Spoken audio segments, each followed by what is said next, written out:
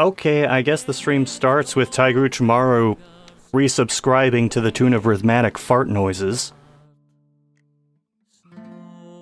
Apparently. Let's see, I don't think I have rhythmic fart noises on my soundboard. I have this. But that's it. Alright. Let's try to get through this. I'm still very tired. I have a headache. I'm a little woozy. But let's attempt to get through Weebcon Indy 2025. With the Trow rescued, the two heroes search for their friend Argrish, unaware that, before their quest was done, a good man would die, and a good heart would grieve.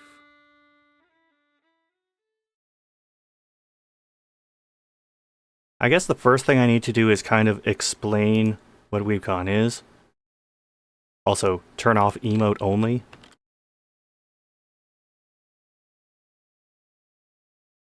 So, I am not really familiar with Weebcon.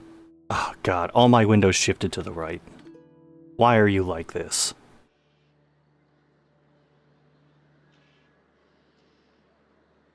And I got to rearrange this again.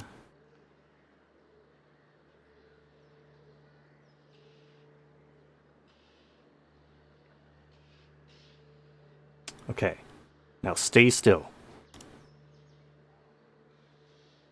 Good enough.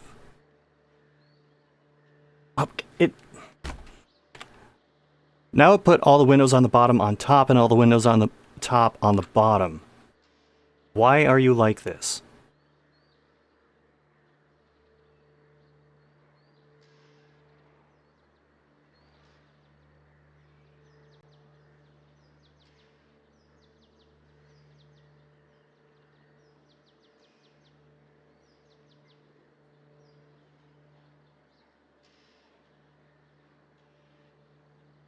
Oh my god, it keeps moving things completely off the screen. Let's try the exact opposite. Let's move... No. I'm gonna move this here. Here. And you are going to behave.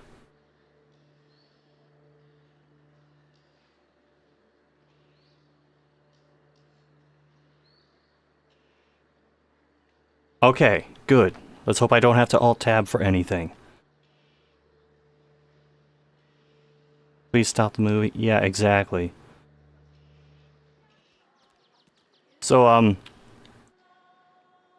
I guess I need to do a little bit of, like, a mini history lesson on Weebcon itself, because this requires some explanation. Weebcon is, like, just Weebcon, not Weebcon Indy. Weebcon is a convention based out of Texas. It's been running for a few years. It's apparently pretty big. I wouldn't know. I've never been. But they're starting to try and branch out. And this is something that certain conventions will do. Like Colossal Con is based out of Northern Ohio, but there's like a Colossal Con East, a Colossal Con West. So, yeah, it happens. And this was the first year that Weebcon was trying to run a show outside of their usual one. Specifically, they were running in Indianapolis.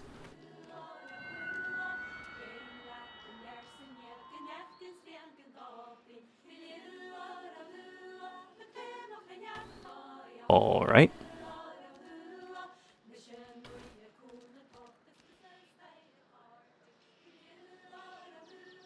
I don't want to get too close to those guys.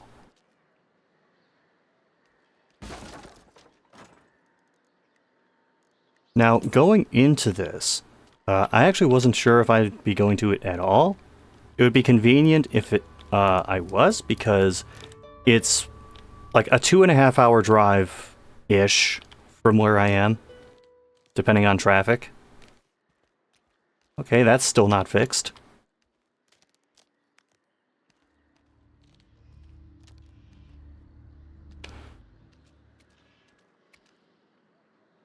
And leading up to it, I wasn't sure if Casey would be going. But eventually realized, yes, Casey's going to be there, so I said, fuck it, I'm going. And it would just be Casey, by the way, not Casey and Kira. This is one of the few times that, like, they don't end up at the same event together.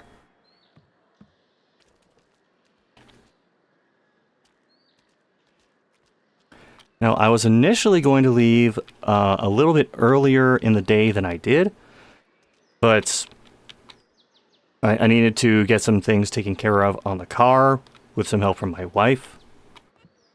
And wound up leaving a little later in the day than I was planning to. Which wound up being a bit of a blessing in disguise because I realized once I got on the highway, my air conditioning was busted.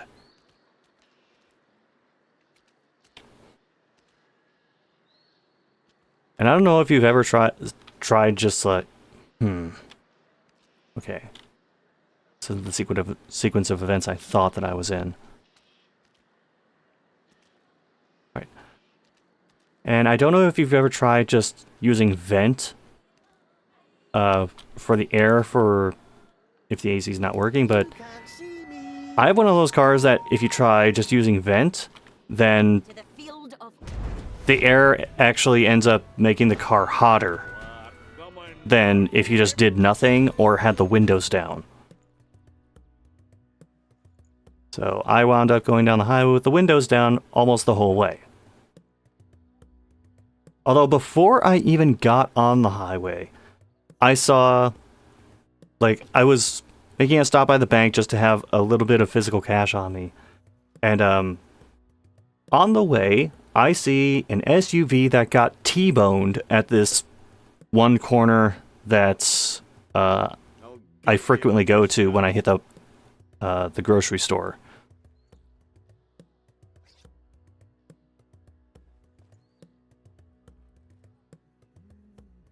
Your vehicle, Blondie, is it bad that I'm reading your comment about never having air conditioning, so you just had to open the window in Grandpa Simpson's voice?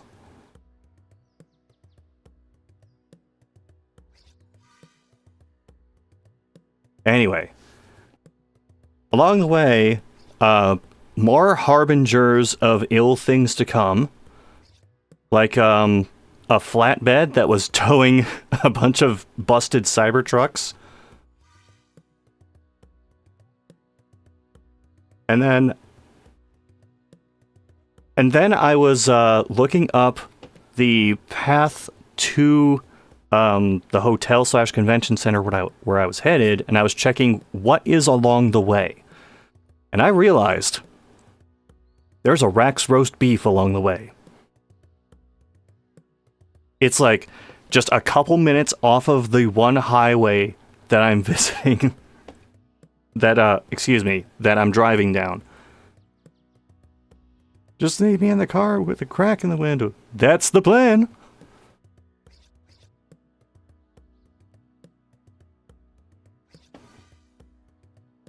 Oh, he did the thing.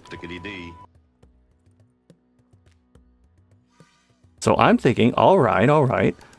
I am going to figure out who the hell I'm attacking.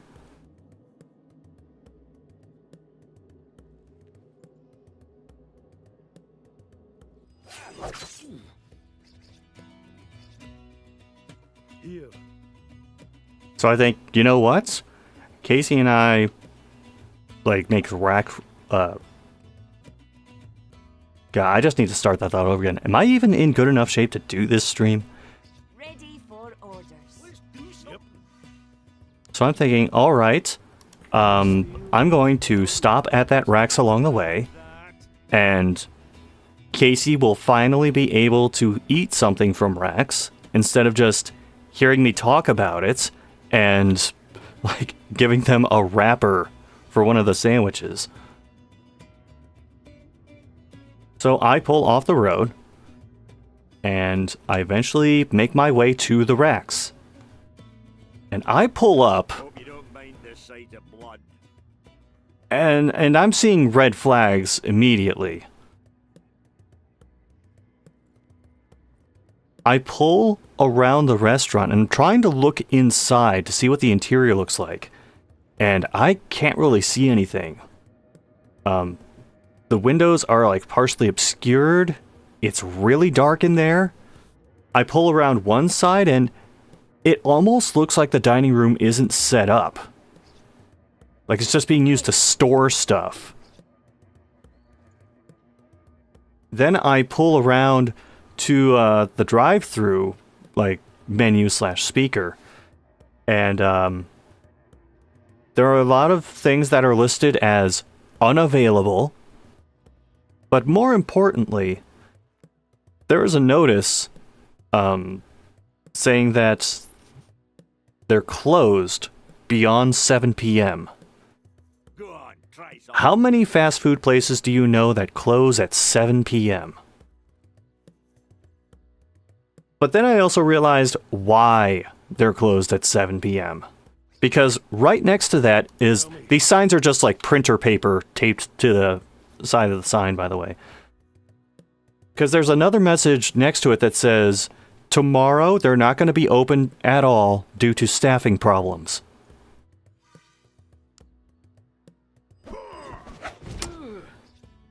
It was shaping up to be that kind of a weekend. So I say, oh well, and I just get back onto the highway. There will be no racks for dinner. Sorry, children.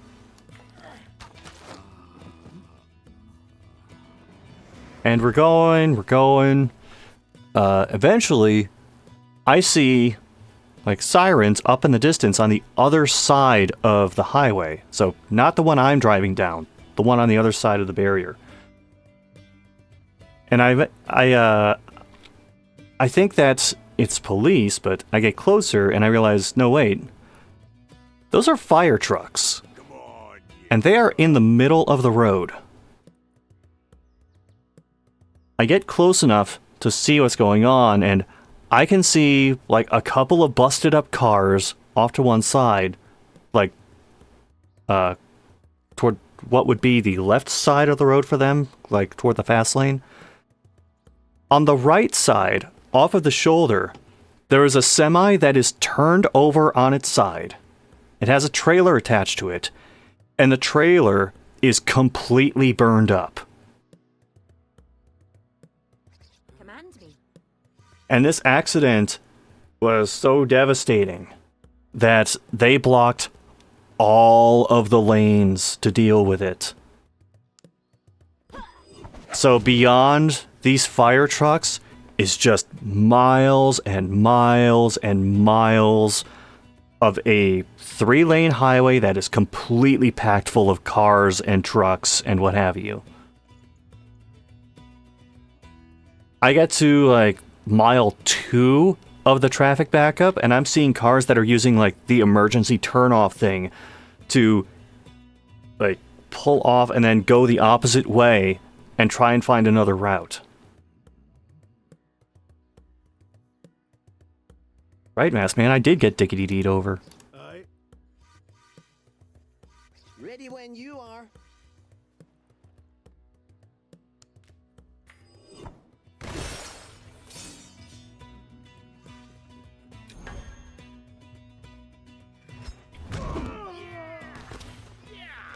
So, I managed to get to the hotel shortly before the sun completely goes down.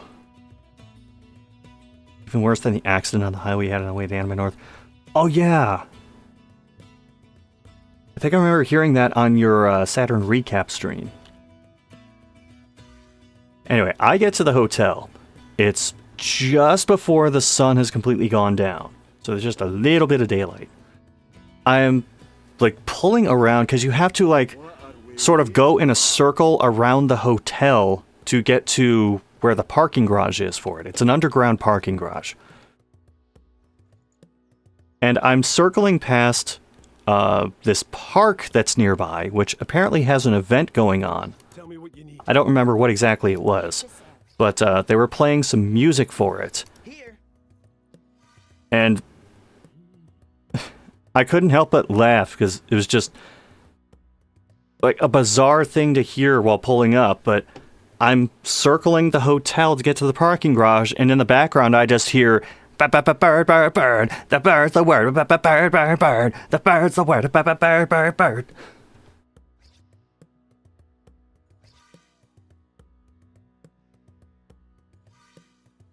So anyway, I get into the parking garage. It's unusually full. It's probably from just people like being in town for whatever event was going on in that park. And I end up parking like 3 levels below, and I have a ton of shit that I need to haul up to the lobby to meet up with Casey. I don't know how I got all of it through myself, but I get to the elevator, go up to the lobby, I walk out, and it is packed with people. And I quickly realized why.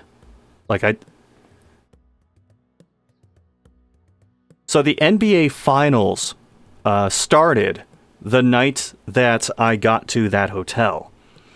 And the NBA Finals are between the Oklahoma City Thunder and the Indiana Pacers. And I am in Indianapolis, Indiana. So there are all these people at the hotel bar just watching the game. But even beyond that, there are a lot of really bougie looking people staying at this hotel, and I do not know why. Never did figure out why. All I know is they were bougie and they drank a lot. At your command.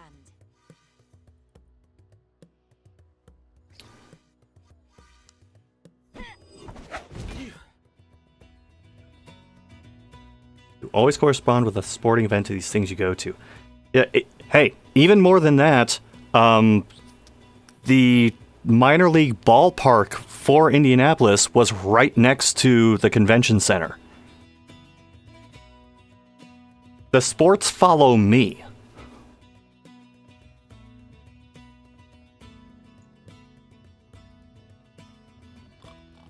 So, I'm in the lobby now, and I have all of my shit with me. Casey comes down, meets up with me. We also end up running into Mark Whitten while we're down there. Cool guy. Somehow just keeps showing up to all of these events that we end up at. Oh, for the love of God, if you make a bingo card spot, like a bingo card for convention recaps in general, I will absolutely use that as like a preview image for my streams. So we're at the hotel. Casey's found me. There was a bit of a miscommunication going on as far as like guests and stuff for this event. So the theme for this event, to varying degrees, is going to be disorganization. And case in point, Casey is a guest at this event, and the event never announced that Casey would be there, at least to this point. Tell me. It is very, very, very, very important that you announce guests for these things, particularly if they're going to be doing signings. Ready. Ready. Yep. Ancestors, give me strength. Stand aside. So since the event hadn't done it yet, while Casey's plane was landing, they decided, fuck it, I'm going to make my own announcement image for Weebcon Indy. And it's just a photo of them in the hotel room with like a paint tool saying like Weebcon Indianapolis or Indiana or something like that. I'm gonna be here. So that was the announcement that Casey was there, and it happened the day before the event, only on Casey's socials.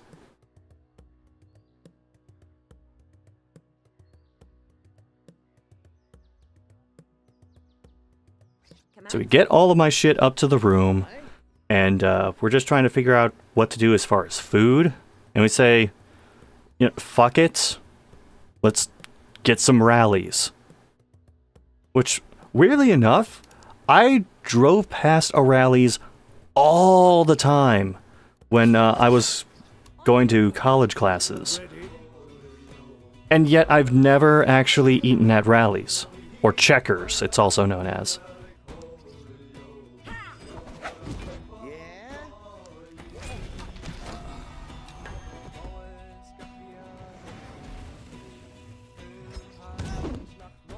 Hey, he can finally move.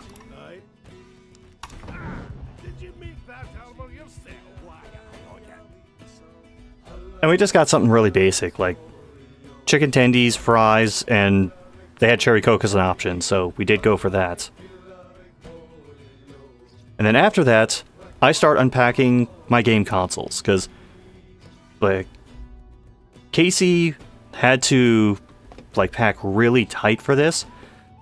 Kira usually has the big-ass luggage that's used to, like, haul around the prints and the markers and all that shit. Casey was kind of just working with, basically, a carry-on and a backpack.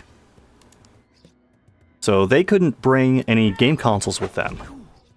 So, I had a car, and I decided, fuck it. It's my turn to do that. So I brought a PS2, a PS3, and a PS4. And the first thing that we hooked up was the PS2.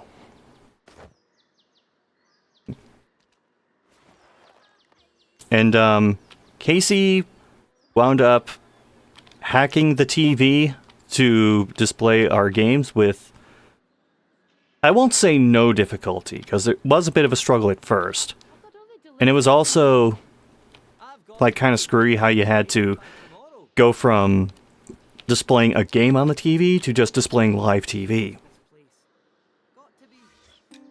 But we got it figured out, and once it was figured out, there was like practically no delay on this television. Which was great. It made playing things on it really easy. Ooh.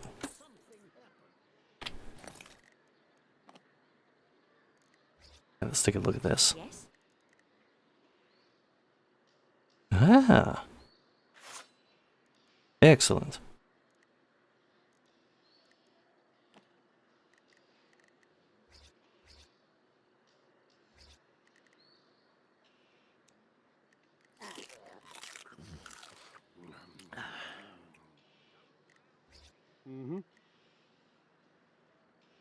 Oh, damn, that's a step down.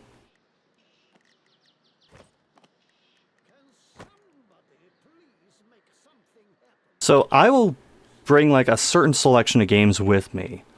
Like I'll usually remember to bring like at least one skateboarding game if Casey's not doing it. I brought Pro Skater 1 and 2 for PS4. But I also will bring some kind of off-the-wall games just to like see how Casey reacts to them.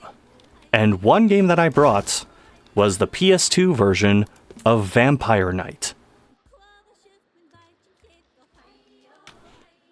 For those who don't know, Vampire Knight is a rail shooter based around a couple of vampire killers. It's from the same people that did House of the Dead.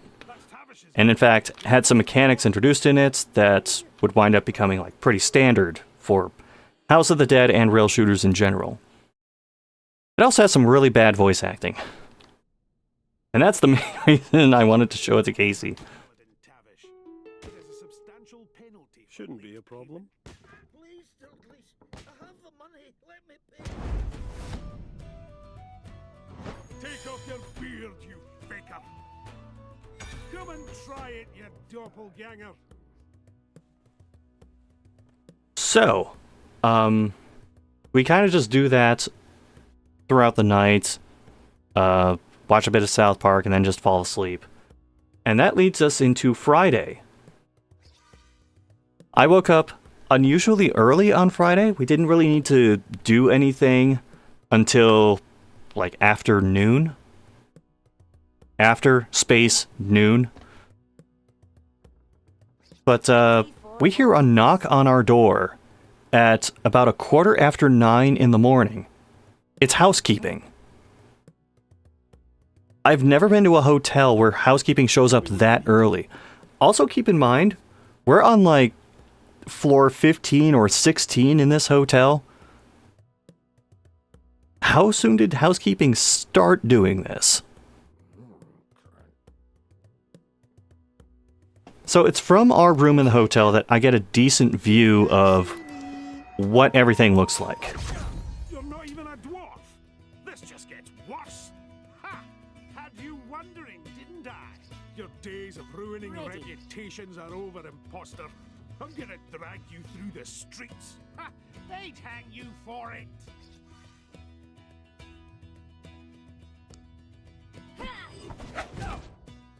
Tell me.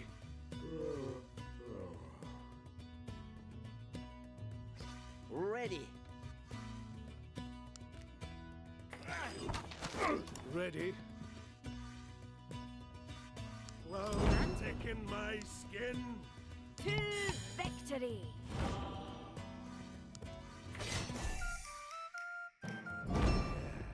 That's yep. Come on, you tinkers. Come here All right. and say that. So I am looking out from our window, and I can see the convention center. I can also see Lucas Oil Stadium kind of off in the distance. Bringing this back around to sports again. So I'm looking down at the convention center, and I'm realizing there's a crane right next to it. And I can see dudes moving around on the roof of the convention center. Is the center itself under construction as this event is going on? Or, like, is it a different part of the convention center than what we're in? I couldn't really tell. But we're going about getting ready in the morning for shit that we're doing later. Also playing a couple video games. It's about 11:30 in the morning. The event is going to start in a couple hours. The convention still hasn't announced that Casey is going to be there.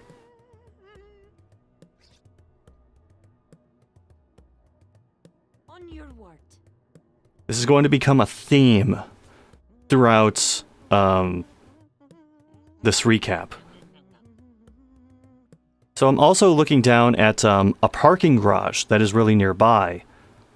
The top is blocked off, but I'm also looking at like the open spaces, and I'm seeing these like tire tracks, and they're going in circles, and I'm like, did someone do donuts on the top level of that parking garage? And if so, with what?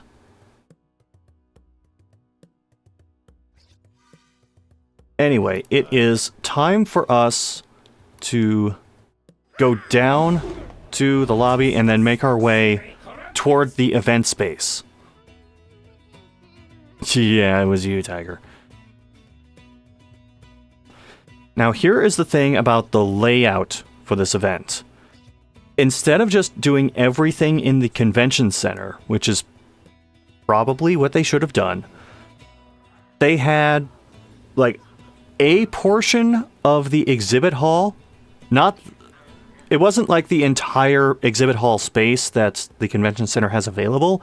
It was like maybe a third, a quarter of it. And there was just like the one door in and out of it. Like off in the corner, kind of near where the front of the like main entrance of the convention center is. But a lot of people wouldn't be coming through that way. Instead, they would be coming across a skywalk. And this convention center is connected to a couple different hotels by multiple skywalks. And the one that we were in was the JW Marriott. From where we were staying in the JW Marriott, we would go down to the second floor, then have to walk across this hallway, go past this Starbucks, and then go onto this skywalk. The skywalk takes you like over a roadway, and then you end up in a hallway attached to the parking garage that I saw from my hotel room. You keep following that, and you end up at another skywalk, and that takes you from the parking garage over a road into the convention center, and from there you have to go down an escalator and then make a right to get into the exhibit hall area. And just the exhibit hall area, because most of the panel spaces and like workshop spaces and artist alley and the game room space were back in the hotel. So if you wanted to go in between the two, you had like a 5 to 10 minute walk. Also, part of the skywalk, not climate controlled. So you'd go across one skywalk and it would be air conditioned, across another skywalk and it wouldn't be.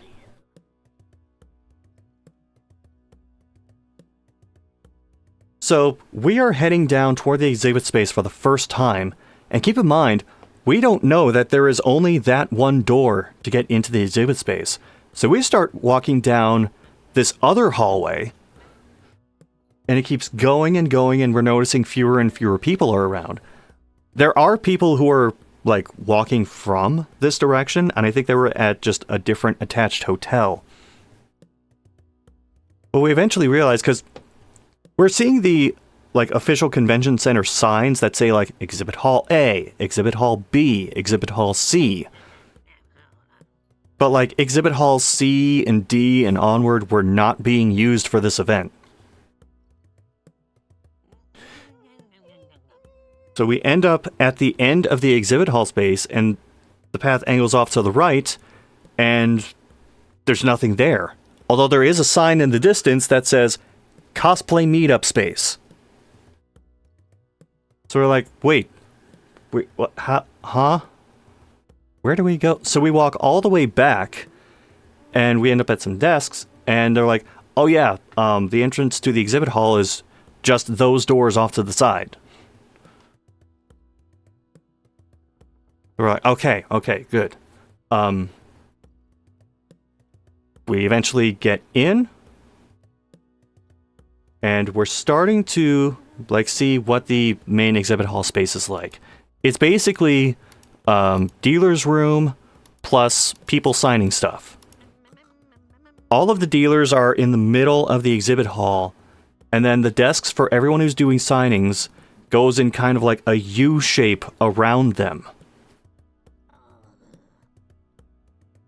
And there were an absurd amount of guests for this, particularly considering that it's the first time this event is running in this particular location and in this particular space. I mean, I know this event space has hosted large events before. Gen Con takes place at the Indianapolis Convention Center, and that's huge.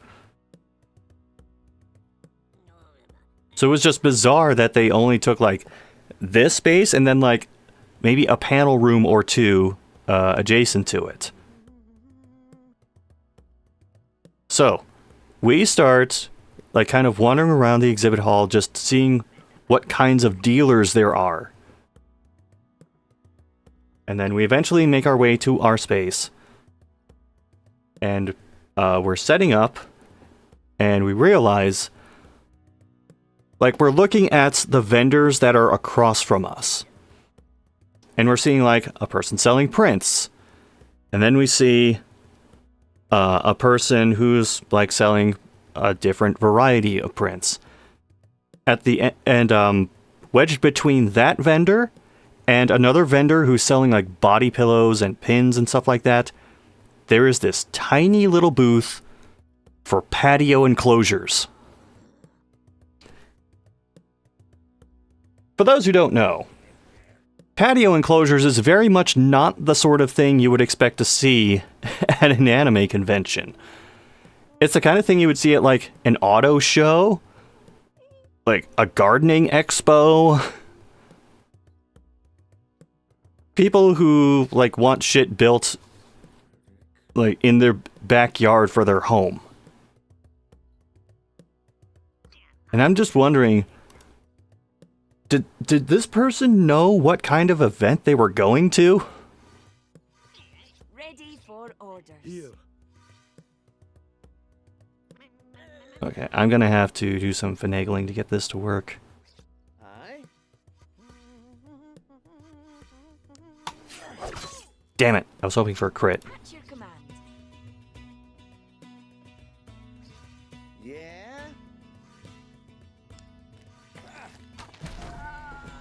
Here to serve.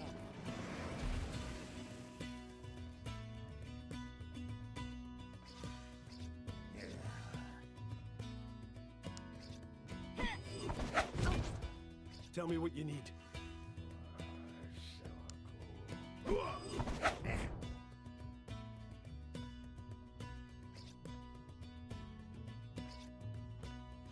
Alright, so I should probably say, like, if there's a U shape for the desks, Casey is kind of like in the middle of the bottom of the U.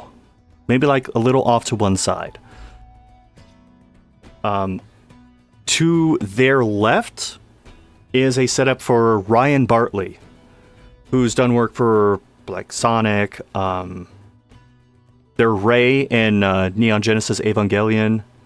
They've done Demon Slayer, and relevant to you, Blondie, they were in Tales of Arise as... I don't know how to pronounce the names. Cole, Lagiel... Is that even close? And on the other side of them is Ray Chase, who was Gendo in Neon Genesis Evangelion. He was Jeeble in Bloodstained. And he was, what's his name? Cinder in Killer Instinct. Everybody is getting their shit set up, and a lot of the people who are doing autographs have, like, these standee signs that will be, like, a few feet out from their booth, just as, like, a way to get people's attention. Yes, he was Cinder. Gobble, gobble, gobble. Ready? Good steel and a good arm never lost yet. Say that again, I dare you! Ready when you are. Here, Ready for orders. tell me. Ready. Cheers, friends.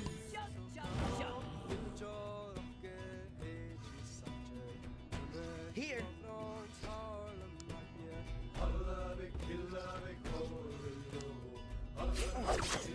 On your word. Aye. Here to serve. Aye. Command me. Not bad. So, Ray Chase has one of these, like, standee poster sign things, and every time somebody walks past it, it falls over. Like, something about the bottom of it isn't, like, being drawn taut so that it'll actually, like, stay rigid in place. So it's wobbling all over the place. And, eventually they just said, like, screw this, we don't know how to deal with this, and it was just kind of, like, leaning against part of his autograph table for the first day. Another thing about the setup, they took, like, this yellow and red tape, and they were taping off, like, snake-like lines on the ground for, like, people to stand in line for at autographs. But the lines were very close together.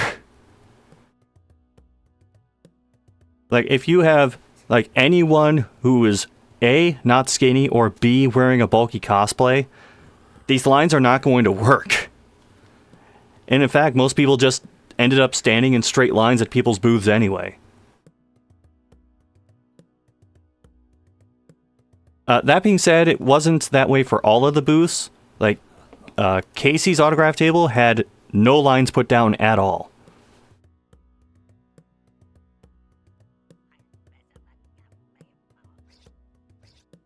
Ready. Yep. Should do this before I forget. Here. Time to hide. On your word. Ready when you are. Ready. What should I do? Damn, no crits. Finally, around, I think it was 2 o'clock in the afternoon, the doors opened to the public. VIPs, who at this convention were known as VIWs, very important weebs. I know, I'm thinking the same thing.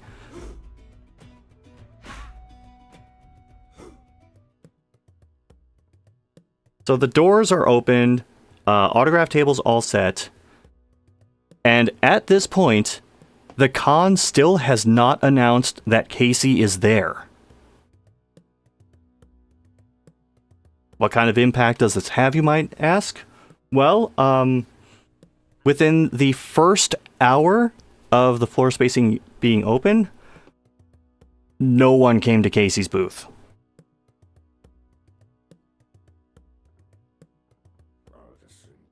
Because no one knew they were there. And in fact, throughout the weekend, when people did come to the booth, they would come up and one of the first things they would say is, I had no idea you were here.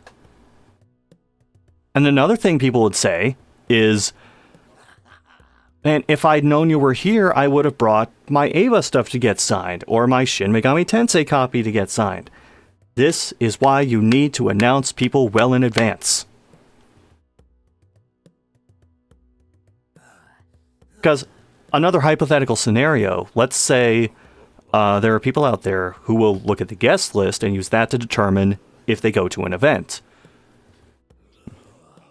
Is there someone out there who, if Casey would have been listed properly, like on the site and in the announcements, like a month in advance, so that allows enough time to plan the trip, they might have actually gone and gotten something signed by them.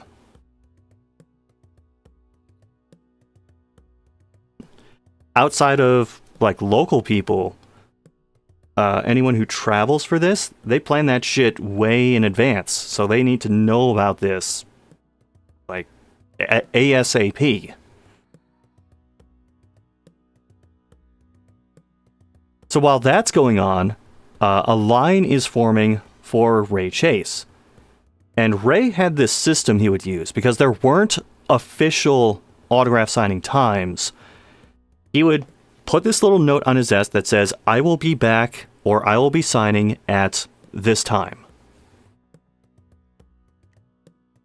And he will just let the line form, go through the line, take a break, put another note for when he'd be back. Line would gradually form again, and he would just do this throughout the whole weekend. The first time he did it, though, he was late. He was really late. And his line was getting so absurd, it was backing all the way up and blocking out the patio enclosures booth. I felt so bad for this guy at this patio enclosures booth. Like, for the record, there were a couple instances where someone actually talked to him and, like, showed interest in patio enclosures, and at least one time it was like the parent of someone else who was attending the event.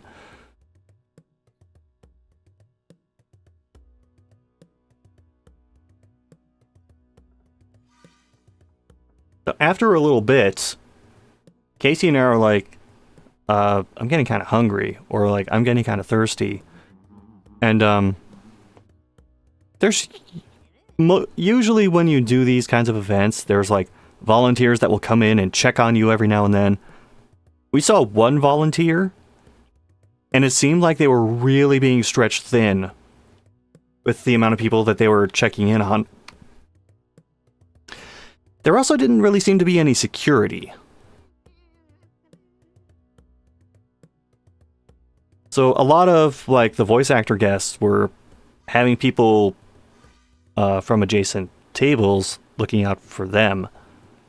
I remember one time Ryan Bartley and the person running the table with them had to go, so I just wound up watching their stuff for a little bit.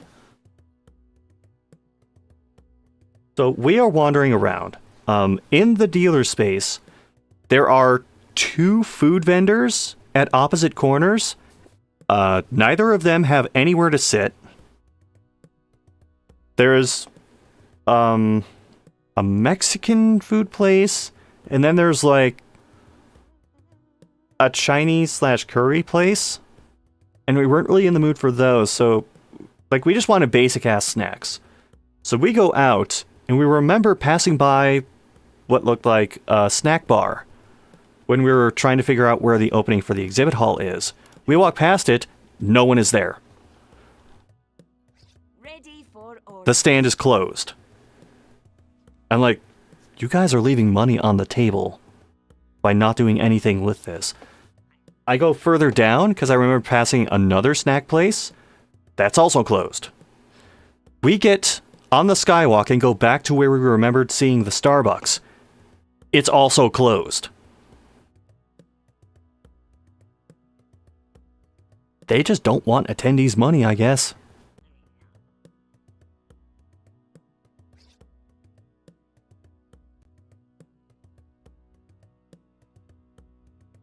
We do eventually find some snacks, but we also realize it's getting later in the day and the con still hasn't announced that Casey is there.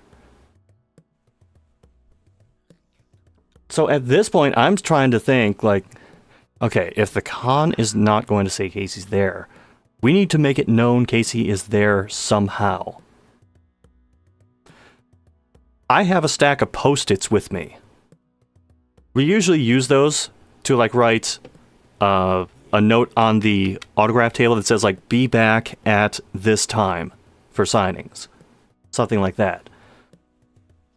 I just start writing, Casey Mongelo is here. Write a couple other roles. And Casey sees I'm doing this and does like a chill chuck doodle across the top of it. And I just start dropping these or slapping these on signs as we're walking around the event space. I slap one on a sign saying where main events is. I slap one on a handrail in one of the skywalks.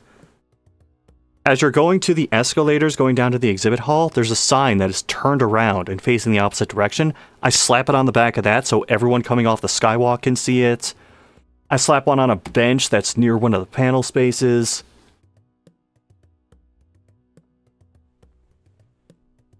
So if somebody took one of those, congratulations. You got a Casey Mongelo chill chuck doodle. Time is still passing. And then, at 4:30 p.m. on the first day of the convention, the con announces Casey is there on Instagram.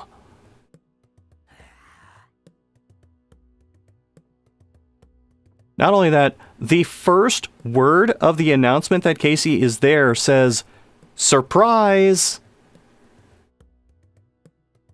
The con had been negotiating this for over a month.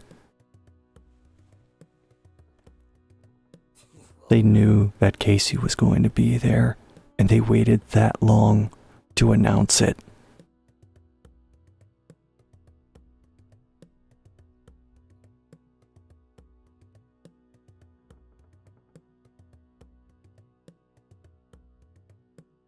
We are coming back to the autograph booth, or maybe we had just been like wandering around the exhibit space for a little bit because it was dead. And we're also noticing that there are some other booths that don't really make sense to see at an anime convention. We're going down this one aisle, and suddenly we pass Renewal by Anderson, who has a table. That's a window place, by the way. Like windows in your house. And then a few tables down from them, we pass AT&T Fiber. Credit to the AT&T Fiber people. They had like a bunch of anime stickers and shit to give away for their booth. So they at least were aware of what they were getting into and ways they could possibly get people to pay attention to them. Then we go through another aisle, and suddenly we walk past a booth for the U.S. Air Force.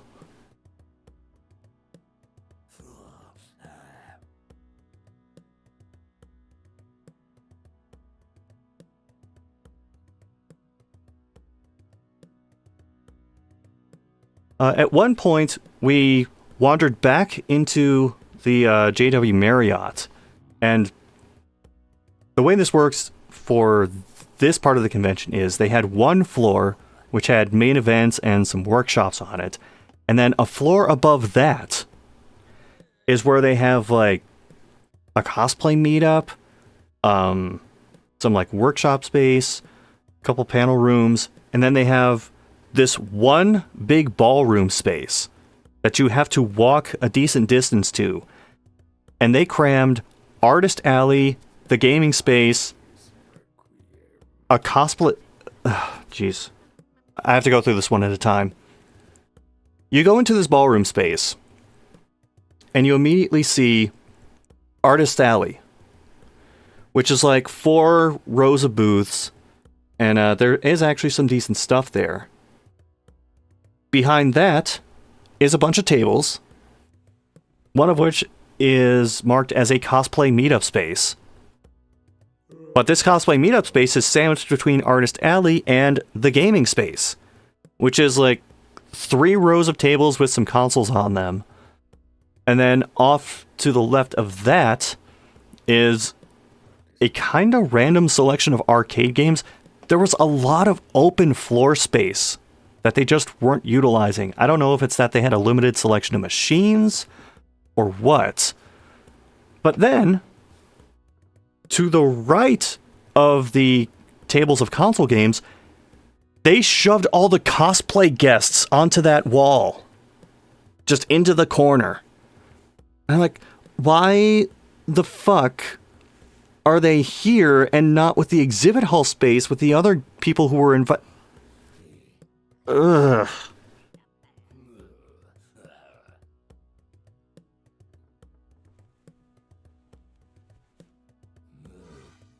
Here's another thing. Because Casey was kind of a last-minute addition, they weren't actually committed to any panels. But at this event, there was supposed to be a Monster Hunter panel. For that Monster Hunter panel, the only person they had there that was like officially going to be part of it was Kristen McGuire, who is God, I'm blanking on her name. The blacksmith in Wilds. God, what a memorable character. Anyway, so something else that staff is supposed to like do is check in for guests who are supposed to be on panels so that they can, you know, get to them in plenty of time. But nobody was doing that for most of the guests. So, like 5 minutes after this Monster Hunter panel is supposed to start, someone comes by our desk with Kristen McGuire and is like, hey, there's a Monster Hunter panel in 5 minutes ago.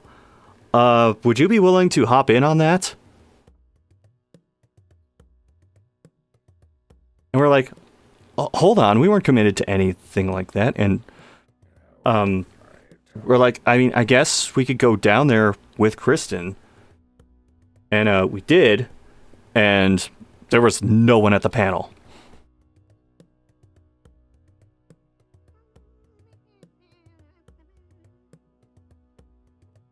Oh, by the way, I will note, even though Casey was announced through the socials for Weebcon Indy,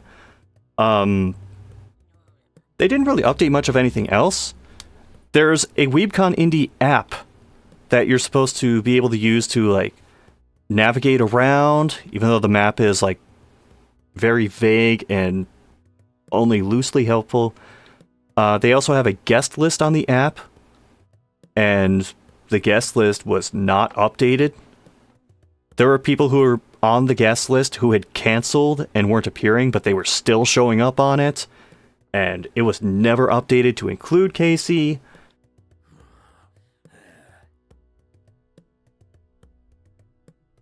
So we just say, screw it, I guess we'll go back to the table and hope someone stops by. And I remember, like, there were some optimistic projections for attendance for this event, like being in the high thousands, like 8,000, 9,000, possibly 10,000. It was dead on Friday.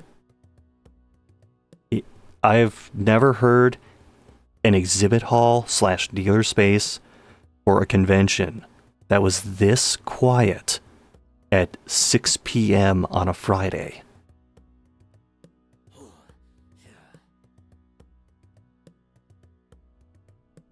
I mean, there were some people in the autograph section who had fairly consistent lines. Like, Ray Chase, with his scheduling stuff, usually had an okay line for himself when he was there. Steve Bloom was there. He had a fairly consistent line. Christina V was also there. She was kind of on and off, but more often than not, when I looked at her setup, she had someone that wanted to get something signed. But there were, like, north of 50 voice actor guests here. And for a first-time event, that is just way too much. That is just spreading everything so thin.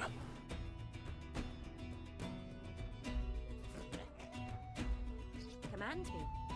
Although there was one thing that I had going for me at this event, personally, which was I wore the Salad Finger shirt again. Ready. It's become a convention staple at this point. You to serve. Okay, I'll probably have to do this. Tell me. Your labor sits. Yep. At your command.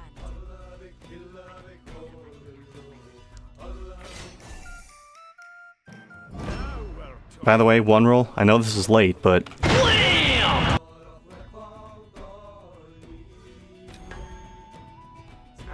So the day's going on. And I mentioned the Salad Finger shirt here because at one point, Ray Chase looks over at me. And he looks at my shirt. And he does not say, "Is that a Salad Finger shirt?" He specifically recognizes it as a David Firth shirt.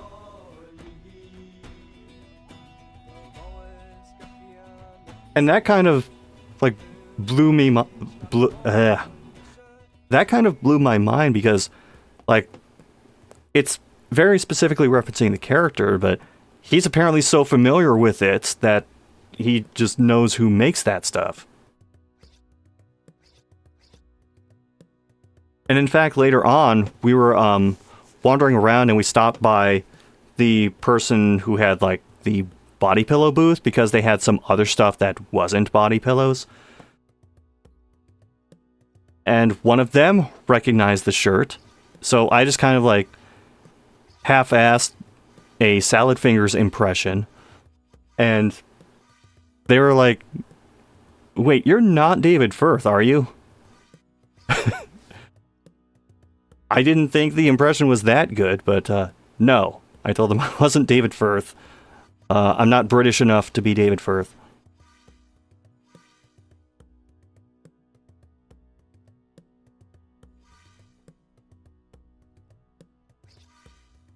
So we eventually found out where the green room space was.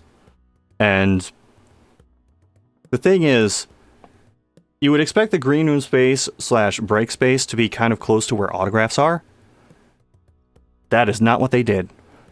The green room, from the exhibit hall, you have to go out of the convention center, across the 2 skywalks, up 1 floor, and then down this long-ass hallway to get to this room that has like 7 tables in it. And there's supposed to be food on some tables, but there's nothing. There's like a basket of like some snacks toward the back. But when we got there, it was mainly just water and coffee that you could get. And I was so hungry at that point that, like, I took a honey packet that was supposed to be used for the coffee, and then just, like, used one of those wooden stirrers to, like, scoop it into my mouth.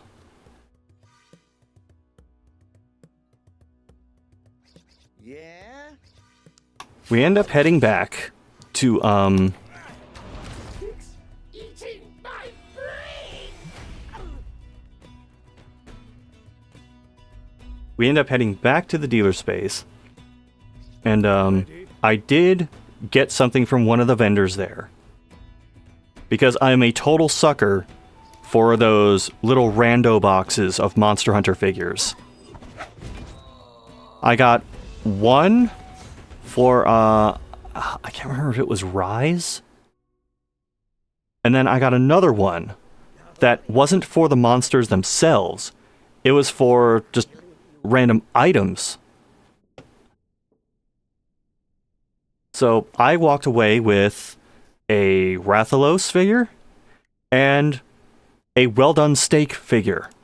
I knew you couldn't be so cruel.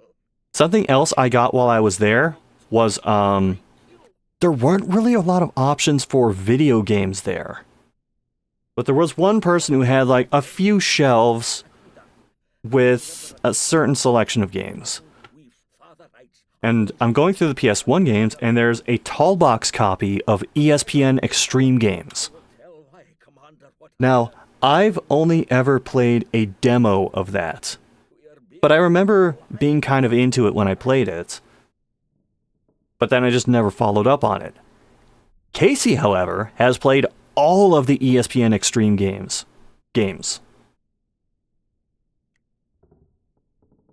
And Casey kind of talks me into getting that copy of it.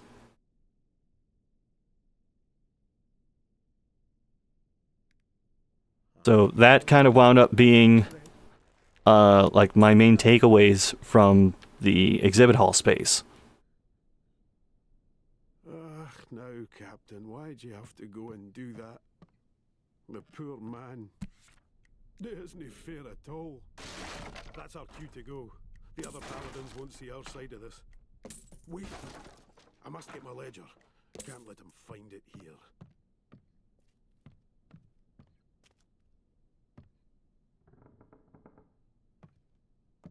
So we pretty much called it for the day.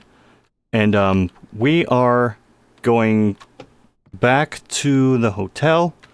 We're figuring, I mean, Rallies was fine before, and it's relatively cheap. Let's just DoorDash that again. Although, there's also a message Casey gets, and it's from Faye Mata, who apparently has like some extra chicken that they got from a place that they got food from. So we're just sitting in the lobby for a bit with Faye Mata and just nibbling on this chicken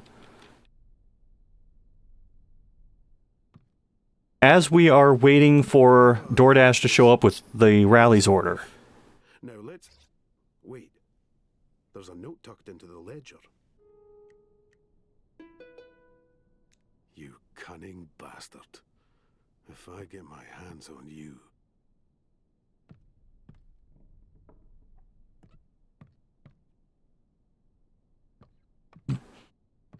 So eventually the DoorDash delivery person does get near the hotel, and we're getting up to like try and figure out where they're going to come in and drop things off. As this is happening, we're noticing like an unusually high amount of bougie people in the lobby. Like people who have suits and dresses, and I don't think we ever figured out why they were all there. But we're going back to the elevators as we've gotten the rallies and we're heading back up to our room. And ahead of us, there's one guy and one lady, and there's a lady between them. The lady between them has her arms over the shoulders of the other people and is really wobbly on her feet. Like they're pretty much dragging her to the elevator. She is super drunk.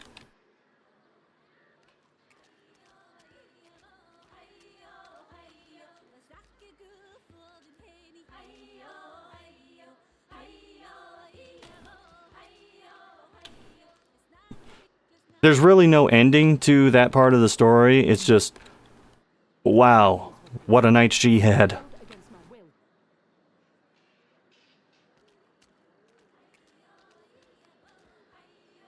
We get back up to the room, we get the order unpacked, and we realize Rally's fucked up. We got the exact same order that we did before. And, number one, the fries were, like, kind of soggy and limp both times, so yeah, we just weren't going to do that anymore. And two, we asked for 2 cherry cokes. They sent us 2 Hawaiian punches. I don't know how that mistake was made, but it was made.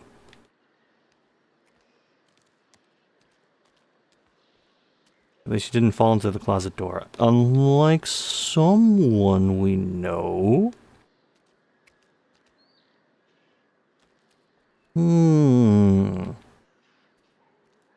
Anyway.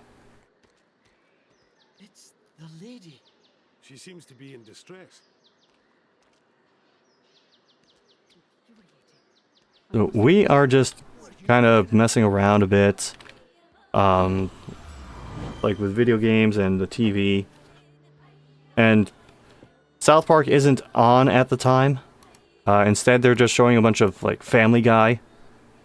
We're going through, like, the summary of the episodes just to see, like, if they're later Family Guy or early Family Guy. And we get to one episode, which the description for it is just Stewie designs a...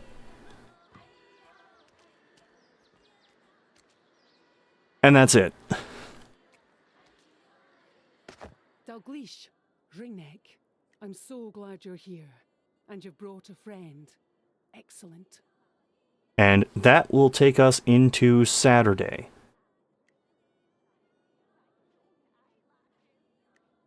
Thank you for finding me. I was following... I'm going to go through this first. To find that any kin of mine had revived one of our darker customs. There is a song, Jaranel's Eyes, that can reveal it.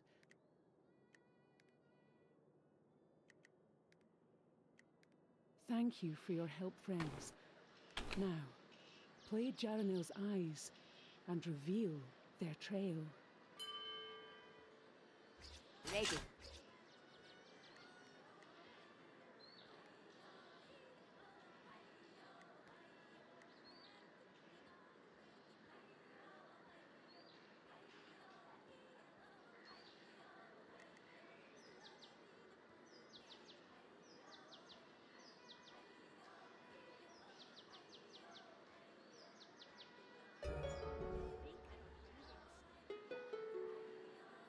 Yep.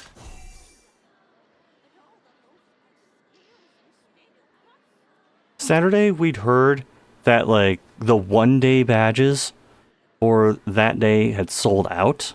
Like, they were at capacity. And we were like, I mean, given how Friday looked, I mean, I'm not optimistic. Like, this was looking to be based on Just Friday, an event where most people would have lost money for coming out to do it. There was one actor who was like trying to keep morale up among people, to varying degrees of success. But at this point, it was so bad that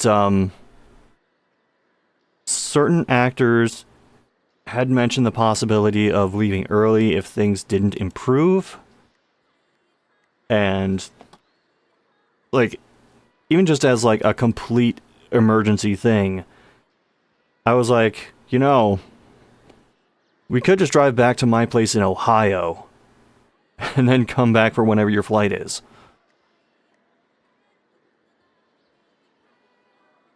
But we're going to try and see how Saturday goes. And we're like, if there's like no signs of life by this time, like why bother?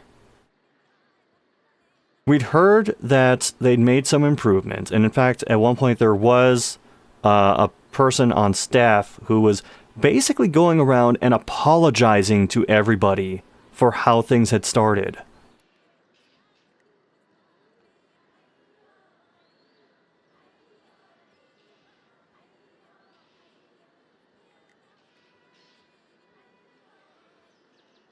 I should probably maybe get his constitution up first.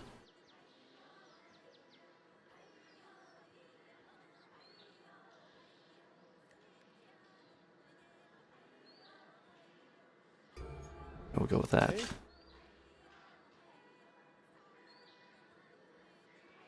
So we walk in to the exhibit hall for the next day. We noticed that a bunch of people who didn't have stuff on the floor before now had these like red taped lines.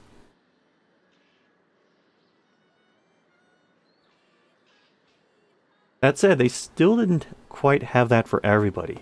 Casey basically had a lane put up for them, but no actual lines. So it was just a big empty space in between them. Also, everyone who was a guest there had a like custom-made banner for that event, except Casey.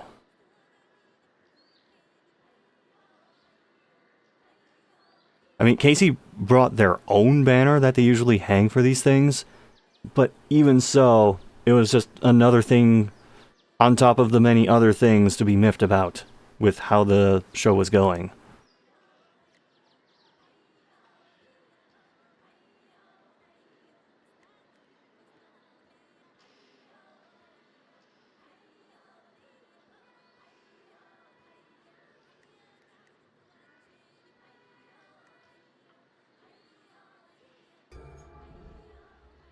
Right.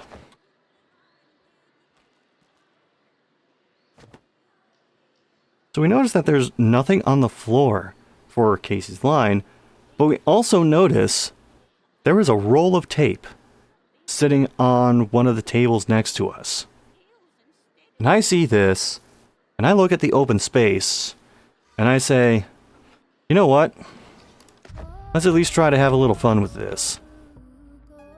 So I grab the tape, and rather than taping out lines, I use the tape to spell out the words, "this way."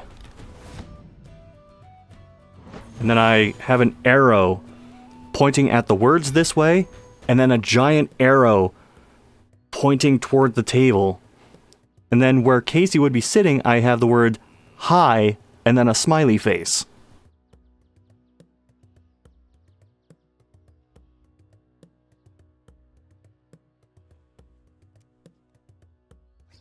Ready. Look, if they didn't want me to do that with it, they shouldn't have let the tape out. And in fact, I was not the only one who was doing unorthodox things with the tape. Also, by this point, they had quote-unquote fixed Ray Chase's sign. It was no longer leaning against his autograph table. It was, in fact, like, on the floor a few feet out from his table, but they had to, like, stick the beam through the back of a chair just to get it to stand up and not fall over the moment, like, a gust of wind hit it. Alright, here's where I have to start being careful about, like, not using names or giving anything away.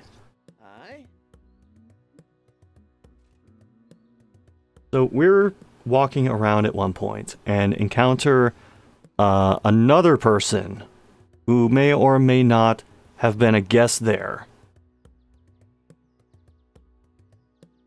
And the first thing they do is they have this big smile and they say, "Did you hear about the shit show behind the scenes?" Because apparently there was a lot going on. Not the least of which being, for Friday, initially, some of the guests who were supposed to be doing autograph signings just did not have tables. So certain, like, guests who are doing signings will say, like, in their contract or as part of the deal, that they have either one autograph table or two autograph tables, depending how much stuff they have to sell. Some guests who had two autograph tables initially only had one, and the event's solution was to just give them other people's tables so that they would have two. But then they had trouble, like, actually acquiring more tables so that these other guests would have something to work with. And on top of all of that, there was some issue with, like, a massive amount of volunteers either not showing up or pulling out. So they were just pulling in volunteers from wherever they possibly could get them. And it was kind of easy to tell, like, who was a volunteer from the beginning and who wasn't. Because you would see some people who were wearing just straight up Weebcon Indy gear.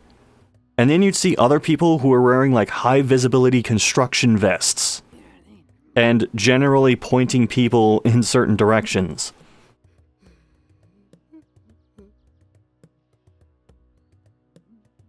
And then there was the green room thing, because I mentioned before, like, we went up to the green room before and there wasn't really any food. Like, there were supposed to be prepared meals at certain times. And there was another massive miscommunication about that, which I will come back to later.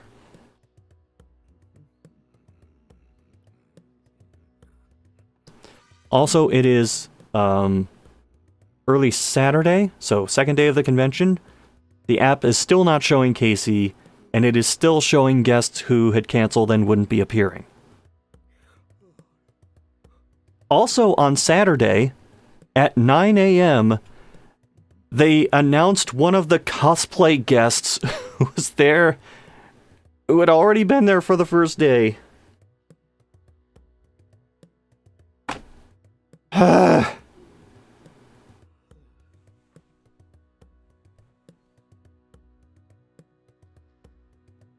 There is a silver lining to all of this, because Casey and I are working the table Saturday. Saturday is better than Friday. I will say that. It was better than Friday. There were more people there. That said, I also heard that allegedly they ran out of Saturday badges and were giving people wristbands instead.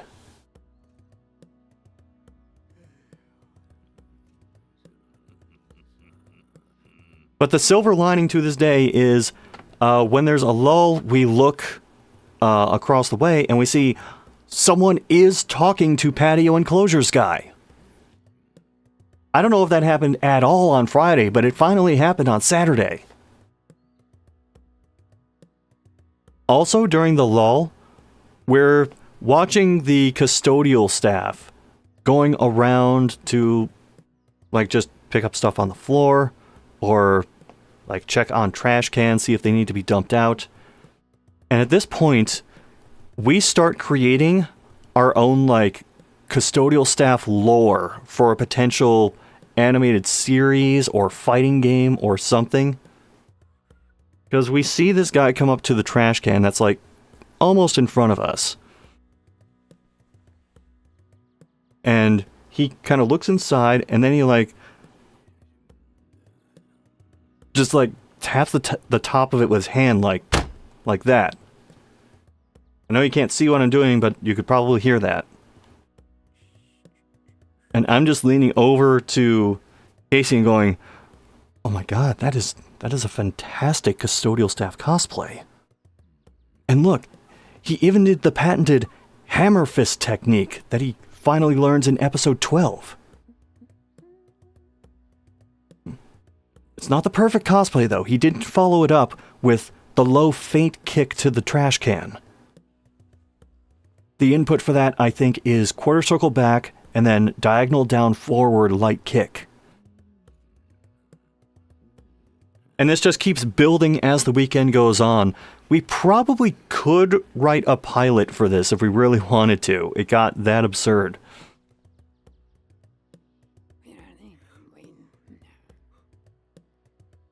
Alright, we get word about when food is supposed to show up At your command. in the green room.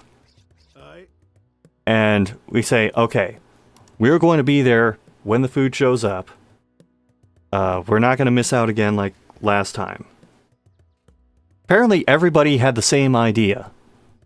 Because we get up to the green room and it is packed. There are 7 tables in there and 6 of them are full. And one of them already has like a Japanese guest and their interpreter sitting at the table with them. We just kind of try to scrape together whatever we can and go to sit at that last table. And we're like across the way from the Japanese guest. So it was really chaotic. And not only that, they ran out of plates. Like there were actual like proper porcelain plates. They ran out. So they had to run off and then grab some paper plates that people could use until they got more clean plates into that room. And that's where we learned part of the green room fiasco is that they completely miscommunicated how many people food would have to be prepared for. There were, I think, in the mid-50s of voice actor guests / cosplay guests / whatever. And whoever was communicating how much food to make, they said to make food for 37 people. So this caused kind of a scramble. And we got out with something. I mean, Casey basically had a plate of rice. I was kind of in the same boat.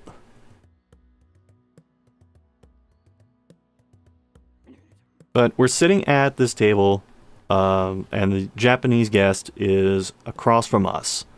And I'm not really listening to them. Also, there are 7 tables of people in this room eating, and there's only 1 trash can.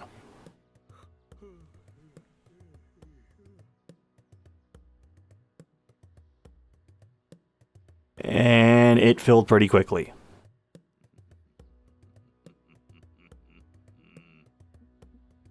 So I'm just kind of like trying to eat, doing whatever. I was having water because, I mean, there was a fridge there, but they didn't really have any drinks in it.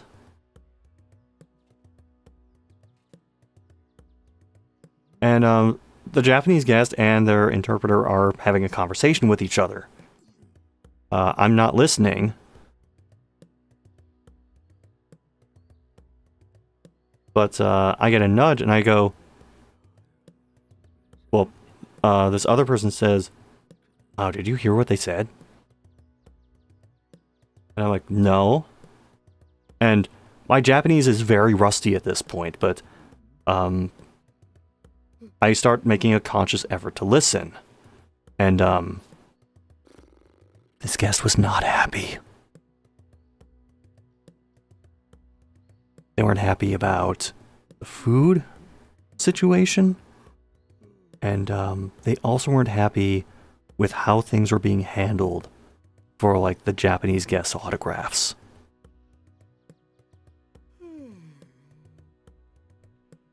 Anyway, positive. Because this convention is so close to where I live, my wife was able to tag along for like a day and a half of it. So she arrives about midway through the afternoon on Saturday. And she has a couple of goals. One of which wound up being unattainable just because it was way too expensive. But she has a couple of things that she wants to get signed. Number one, she has some Initial D shoes. And the person who voiced Itsuki in the Initial D anime was a guest there. And she did get one of her shoes signed. Another thing is another person who was there was I hope I don't screw up her name.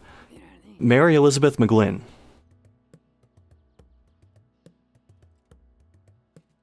She's known for a few things. Like I think one of the things that was advertised the most for her was Koto Kusanagi from Ghost in the Shell. But the thing that Tiger, my wife, knows her for is doing the vocals for a bunch of tracks for various Silent Hill games. And I was like, well, I have the soundtrack for Silent Hill 3 with me. And she's like, oh shit, that's perfect. And we like take it with us and she goes to get it signed. Suddenly, Tiger comes back to the booth with me, and right beside her is Mary Elizabeth McGlynn. Because not only did she get it signed, she got a photo. So, future me, for when I'm doing the YouTube cut of this is where you put in the photo of me looking awkward next to Mary Elizabeth McGlynn. Because a band I was in did a cover of one of the songs that she provided vocals for.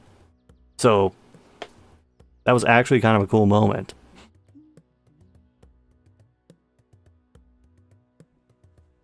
So Saturday is still progressing. And I'm still thinking just how out of place that patio enclosures booth is next to the body pillow place and the Prince place. But during a lull, the guy who's running the patio enclosures booth comes over to our table. And he goes up to Casey and he asks, hey, do you know anything about the Chainsaw Man movie? Like, where that's at, when that's going to come out? So, I guess it was fortunate for this guy that he's actually into that kind of thing. And he wasn't just some random dude who got stranded in an anime convention trying to run this patio enclosures booth.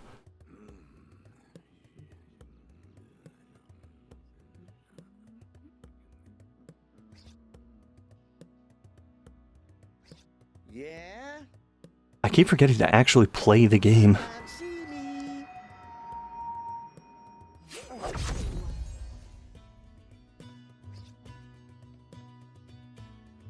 On your word. Tell me what you need. I'm gonna beat you like an anvil. Ready.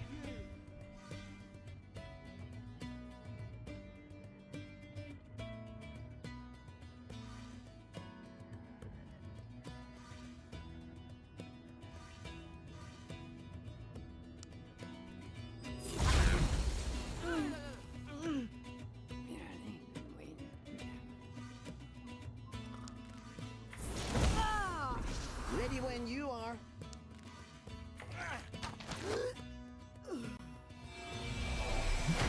So in the end, Saturday is a notable improvement over Friday in terms of booths, and not just for Casey, but for pretty much everybody. So the whole like bailing on the con and just hanging out in Ohio, that did not come to pass, thankfully. Don't just stand there. Fight! Afterward, we all end up going to dinner just at this sports like bar slash restaurant place attached to the hotel called High Velocity. And we were initially just there to meet up with like a couple people. So it was like this one table of 4. But as time was going on, more and more and more people kept coming over to this table. So we had like 9 people sitting around this table meant for 4. But anyway, the people who were there, Emmy Lowe was there. She was in like Cyberpunk Edge Runners and Solo Leveling. Ryan was there. Risa May and her husband were there. Risa's in like Honky Star Rail and Zero Zen Zones. Also Unicorn Overlord. One of the agents joins. Keith Silverstein sits down with us. Who's like Torbjorn in Overwatch. He's in Genshin. I didn't realize this until after we got home from the convention, but he's King Vitus in Critmaster. I fucking love King Vitus.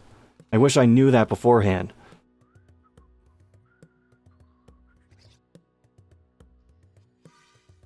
Command me. Ready for Here. orders. He's in a lot. Oh, Keith Silverstein has more voice credits than there are days in the year. He's done a lot, and he's done it for a long time. So people are starting to order things. A lot of people are just getting drinks, but Casey and I see this thing for like pretzels, and we're like, you know what? Let's split that. And it's not a traditional pretzel. It's like pretzel sticks. It's basically like less so pretzel and more so bread with a pretzel texture over it. And with these pretzel sticks things comes a little container of beer cheese.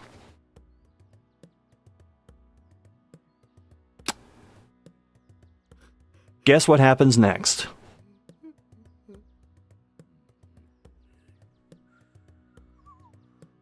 Yep, I shot it in front of all of these other voice friends of Casey's.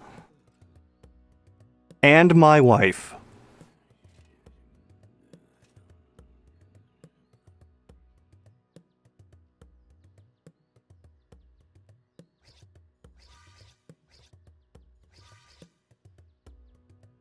So we just get like really lost in conversation. They were all really chill people. And finally we do eventually end up like leaving there, going back to the room, and I plugged the PS4 in for a little bit. Just to have some cheap laughs by showing Casey Shaq Fu Legend Reborn. And the thing that they hated even more than that, Skater XL. I could hear the anger in their voice rising, because they weren't actually playing it. I was just like demoing it for them, and they were like, they just got so pissed at that game.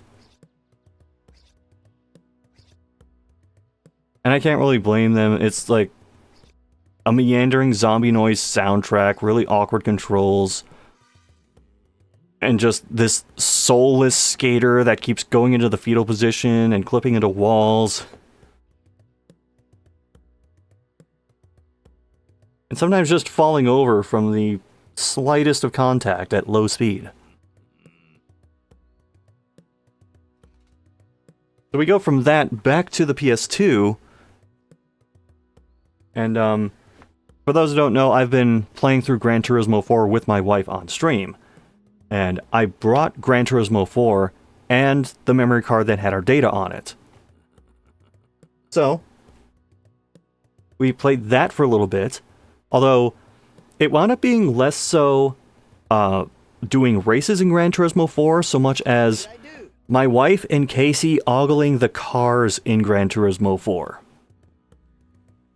Ready. Doing a lot of window shopping and wishful thinking. Speak. Here to serve.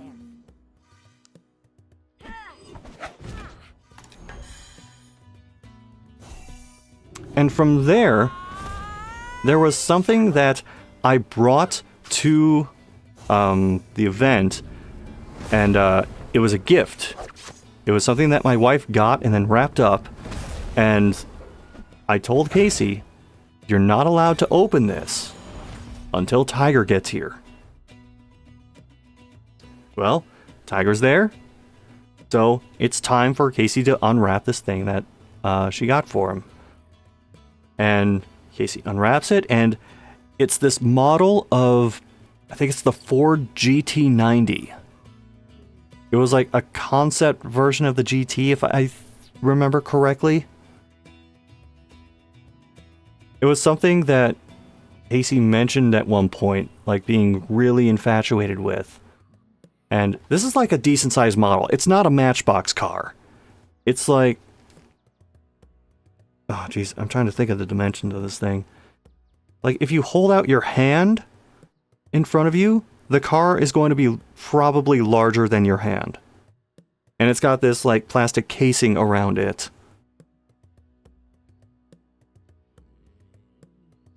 And the model itself is super detailed. Like it has like all the little marks on the interior, the glass display over the back. And yeah, Casey was really appreciative of that one. It's a 1/18 model. Okay, noted.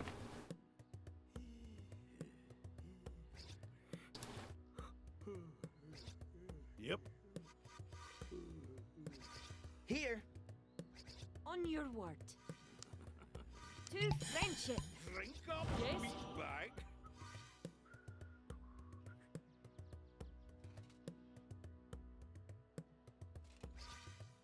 Ready? Ready. Oof.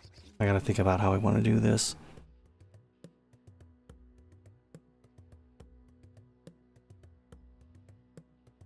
So late on Saturday, there was supposed to be a thunderstorm that was rolling in, which ultimately didn't happen. Although there was a storm that happened at some point earlier. And during that, there was lightning. I don't know if it struck somewhere or if it was just a coincidence, but there was a power zap that happened. And like it caused my Switch, which was charging at the time, to like kick on. And apparently, I don't know if this was related to that at all or not. It probably wasn't. There was something else that was going on with all of the guests at the JW Marriott. That thing was people being double or triple charged for their rooms. And this was something that was happening to attendees, the guests, volunteers, con staff. So the people at the JW Marriott were scrambling to try and deal with all these different cases of people being overcharged. Remember that for later.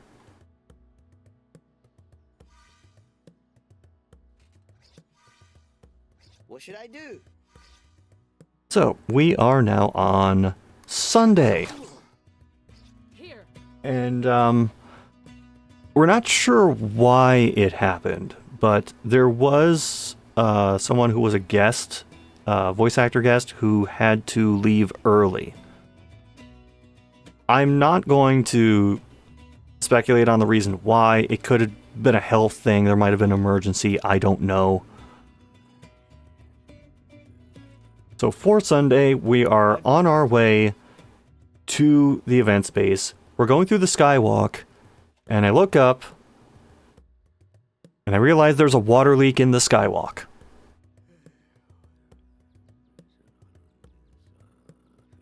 Just few things are going right.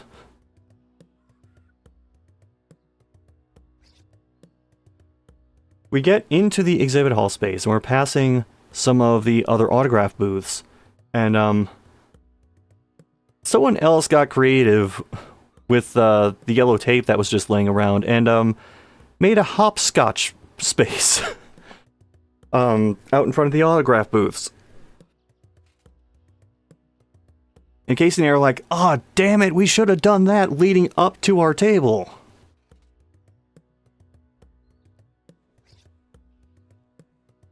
So I will say this, there was a surprising amount of people who were there that just had Sunday badges. I don't know why. Maybe it was like a late word of mouth thing and people were just finding out about it later and going the one day they could. Command. Not sure. Ready. Ready. Something eating my booty.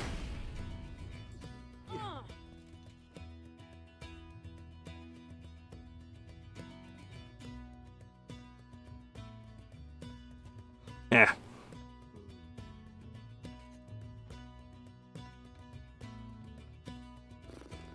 Sorry, I had something stuck in my teeth.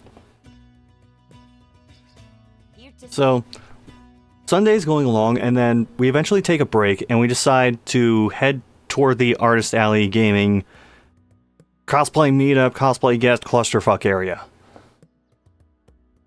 And on the way, I haven't been paying attention to the signs, but apparently people just not knowing where the Artist Alley space was a bit of a problem, I'm guessing, because there was a properly printed sign for the event, and then above it was a written by hand sign saying Artist Alley, this way. Although even the printed signs weren't perfect, because we're walking past one, and I noticed one that it advertised the performance space. Aye. ready for orders. Please excuse. So we're going through Artist Alley, and I wish I had more money. Not just because there were things I saw that I liked, but also because, some of the voice actors in the main exhibit hall space were really going through it. I can only imagine how dire things might have been for some of the vendors in there. That said, we did walk past this one booth, Tiger and I, and sitting, kind of toward the back of their table, is a handbag. This handbag is shaped like a Mazda Miata. The car that my wife drives. And my wife has this, Pavlov's dog response to any time she sees a Miata or a picture of a Miata or something Miata themed. She just goes, oh! So she sees this and goes, Miata! And long story short, she now owns the handbag shaped like a Miata. She also owns a pair of earrings shaped like Jack Frost from Shin Megami Tensei. Hee-ho.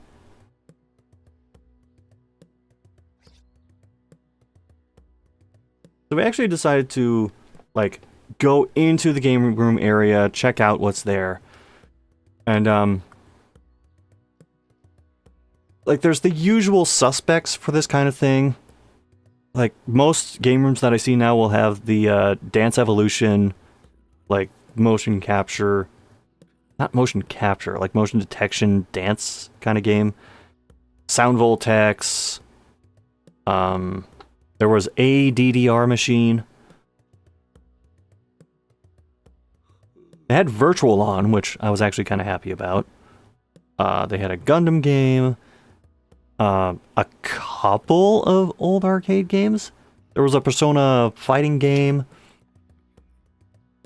It was overall just kind of a limited selection. They had a car racing game, but they did not have Initial D. Which was weird. Because they had a couple of guests there who had done stuff with Initial D. So aside from it being a con staple, it just would have made sense for at least one of the Initial D machines to be there.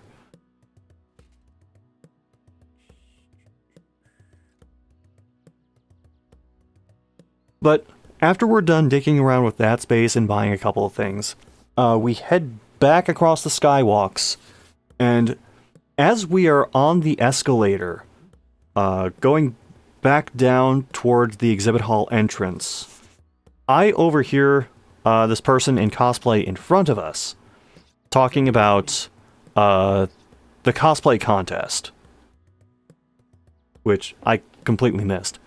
I don't think I went to the main event area once.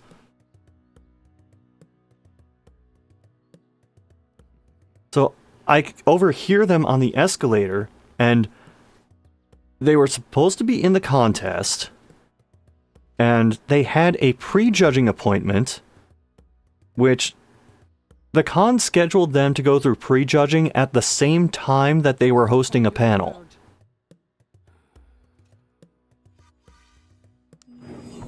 Not sure how that happened. Command me.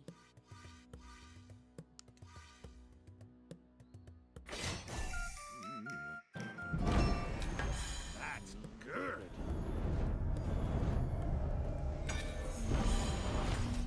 Oh, you assholes.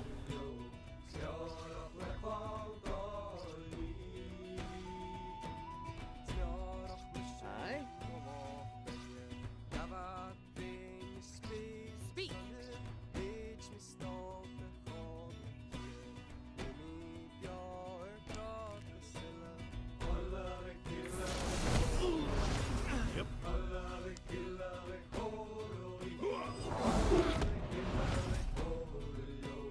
Okay, that works out for me.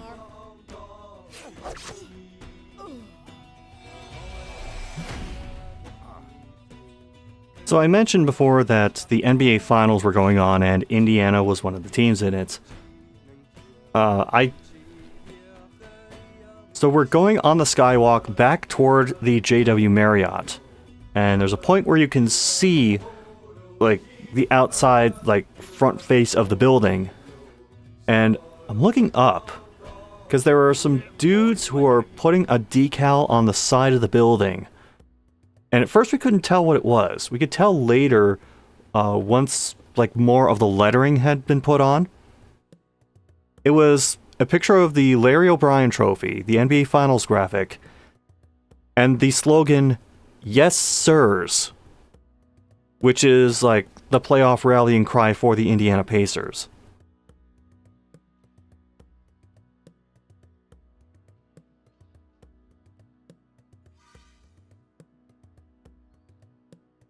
And in fact, there were a number of attendees who were wandering around the convention space who were wearing like Pacers hats, Pacers jerseys, and I hope the Pacers win. I know the odds are against them, but I hope the Pacers win.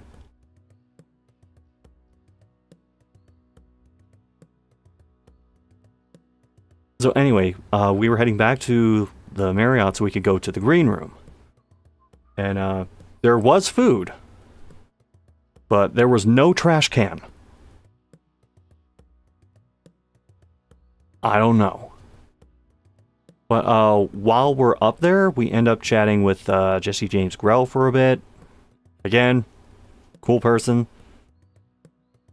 And we do that. We head back down to autographs for like the final push.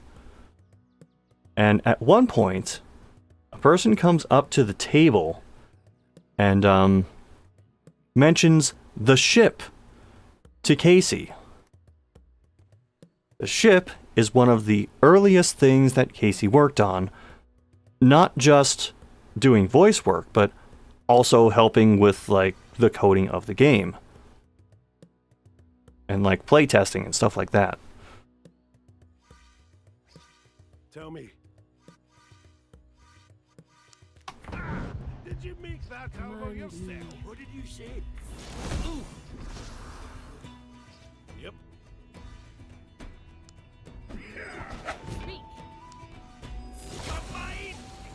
Get out of that. This leads into, and this person had also apparently worked in some capacity with Volition, I think he said. And that led into a conversation about Saints Row. And this entire conversation with this one guy goes on for over 30 minutes. Like, it was an interesting conversation and I didn't want to interrupt. But at the same time, like halfway through it, there were other people who walked up who were looking to get stuff signed. And, like, the reason I didn't say anything, or, like, say, can we wrap it up, is because those people were also getting engrossed in the conversation that was going on.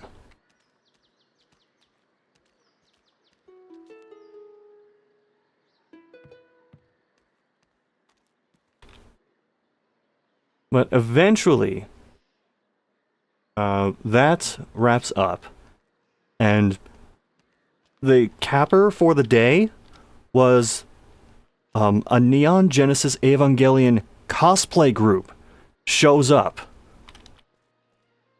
And they are going to get some group photos with Ryan and Casey, and Ray Chase had packed up, but he was still there. So he was going to do some stuff. So he was going to, like, participate in the group shots as well. If I remember correctly, there was like 7 cosplayers. 6 or 7.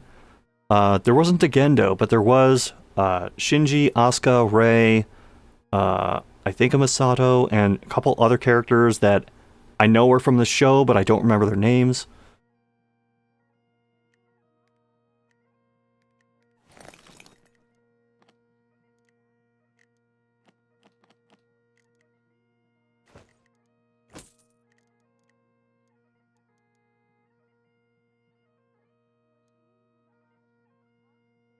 So they all take part in that. In fact, I remember at one point, Ray Chase, I think this was during a Sunday? No, it was a Friday or Saturday signing, where at one point he does, like, make a Gendo reference over to Casey. He was like, "I'm proud of you, son. I'm not playing into the memes." So that mini photo shoot happens. Oh, that was my elbows. Ow.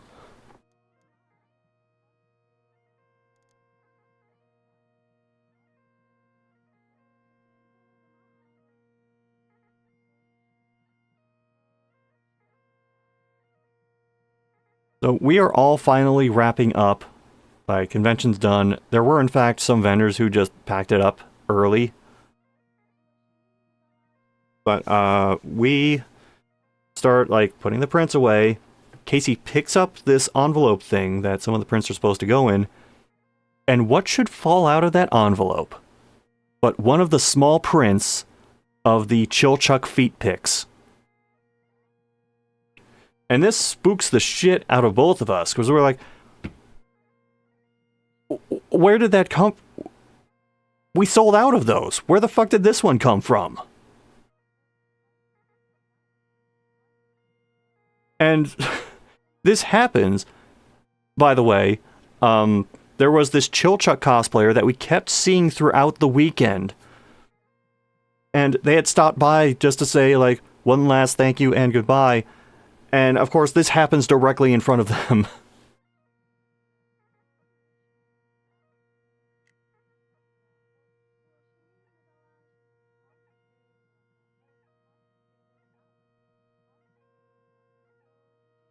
So, one of Casey's buddies is, Thanks.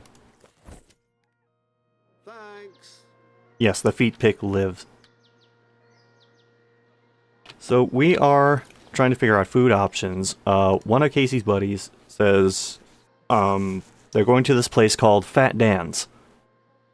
It's like a burger deli sort of place.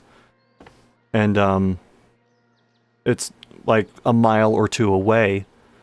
So my wife, who has been plotting for a while how to get Casey to ride in their Miata, says, oh, I can take us there. I mean, like, there were other people who were going in a different car, but we were going to take 3 people in the Miata. It's a 2-seater car. Need something? So, what we end up doing is, my wife drives, obviously, it's her car. And then I'm sitting in the passenger seat and Casey is in my lap. It was very cramped. The Miata became a clown car for this short little ride. And the whole time we're riding over there, we're going, please don't let cops see us. Please don't let cops see us. Please don't let cops see us. I mean, there were other people who saw us and, like, gave us weird looks like, what the fuck? Fortunately, no cops.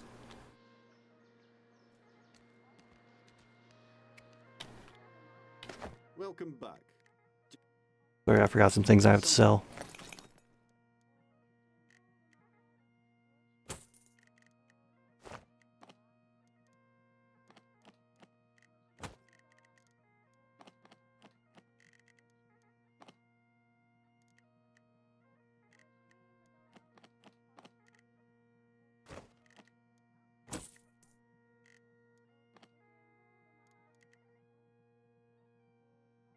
Yeah.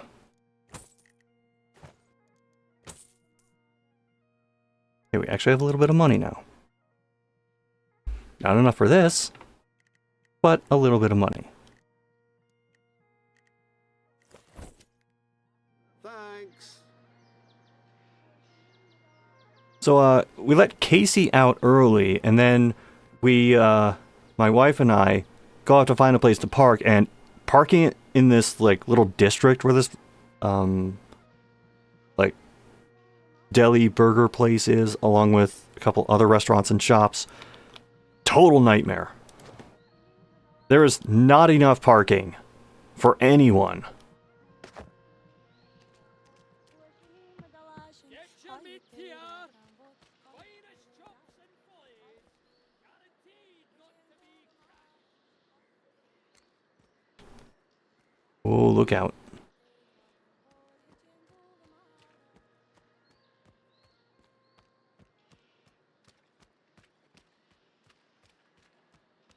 I'm just trying to find a save point.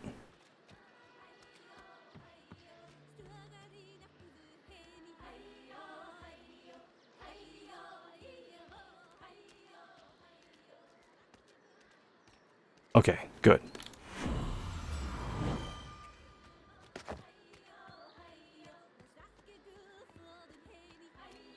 So we do eventually manage to find a place to park and walk over to Fat Dan's. So, Casey's there, obviously, but aside from us 3, it's an agent who was working with some of the people there. There was Henry Schrader, who he's in Genshin, and he's, I think, the bear character in Zenzon.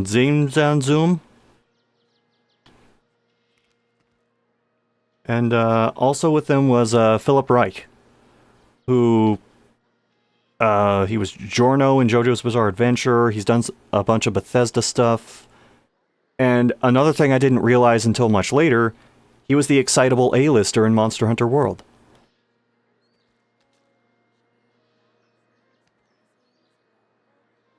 So we are eating at Fat Dan's, and No.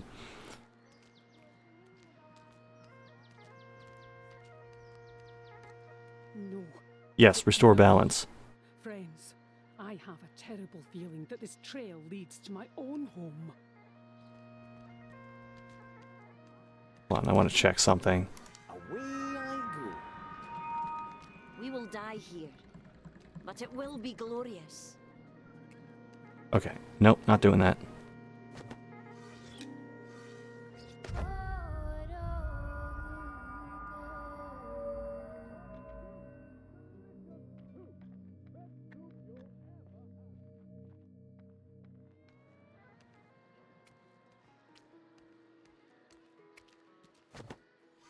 Time to hide. I don't know about this. So anyway, we all sit down at Fat Dan's, and it's basically like a sports bar type place.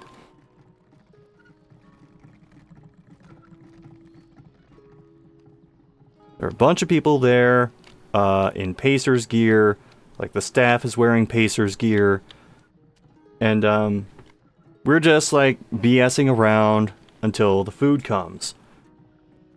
And conversation ends up settling on the adoring fan from Elder Scrolls Oblivion. And I can't remember how we got onto this, but it turned into people going around the table doing the voice of...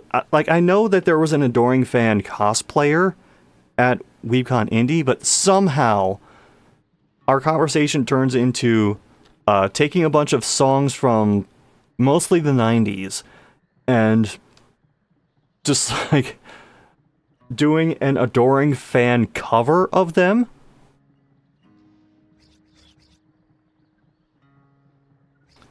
And What can I do? it was like we were doing a greatest hits album.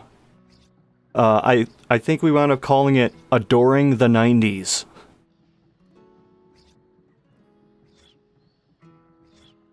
And that just became like a recurring joke for the next several hours.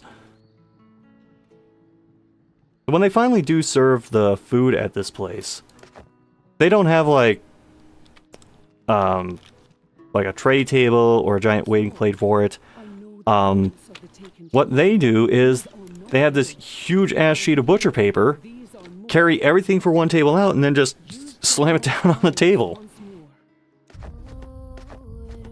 What do you need? You can't see me. And I will say this. Oh my god, you could see through his face. I will say this, though. Food? Pretty damn good. I got a burger that was like glazed in teriyaki and covered in Swiss. Would recommend. And I think... oh jeez, I'm somewhat confident in this, but I don't want to commit to it. I think one of the guests who was in our little group was local to the area. Because he also wound up driving one of the cars to get back toward the, like, hotel. So he was like, I keep telling people, like, Fat Dan's does not disappoint. And according to Tiger, best damn Cajun chicken sandwich.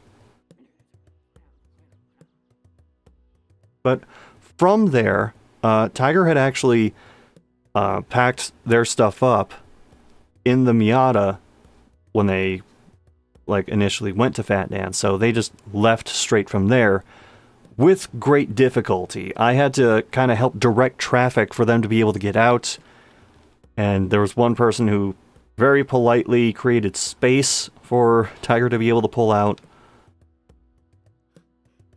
Also, according to Tiger, they were supposed to be home by 10:30 p.m., but because of a 14-mile line of construction, did not get home until 11:15. And it would have been later if not for taking a detour via Dayton.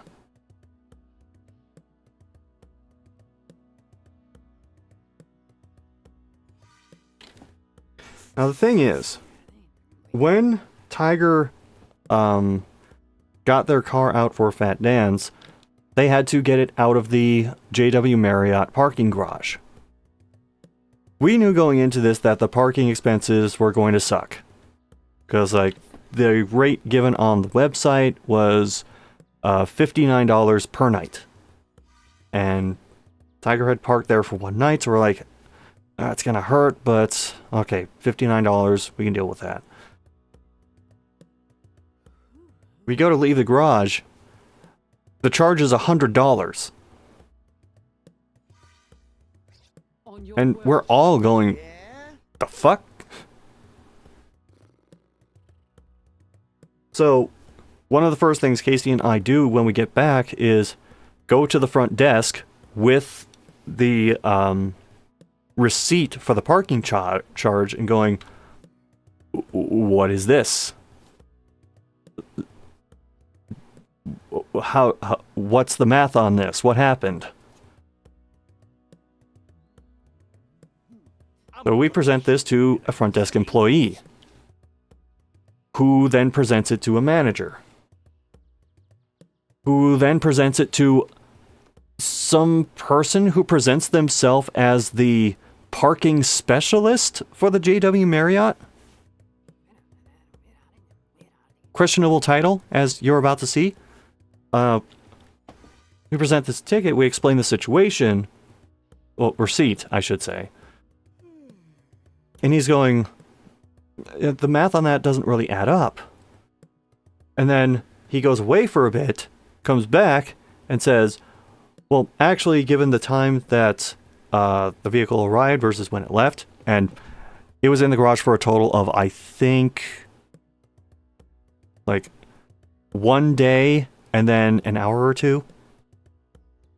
And he's like, okay, the math actually makes perfect sense. That's what you're supposed to be charged. And we're like, no, it doesn't. You have advertised rates on your site for this, and doesn't mention anything about, like, it just goes into this really long conversation. So at one point he goes, well, is this car tied to a room? And we're like, no, because it was explained when checking in that we didn't have to tie a car to the room. And he's like, well, you have to tie the car to the room. And we, like, say the specific employee who said that we didn't have to tie it to the room, he goes away again. And, like, we're starting to get real pissed about this. I'm glossing over a lot of details in this, because a lot of it is circling back over the same details over and over and over. And at one point, the dude claims that when Casey initially got there and got their room keys, they didn't check in. How?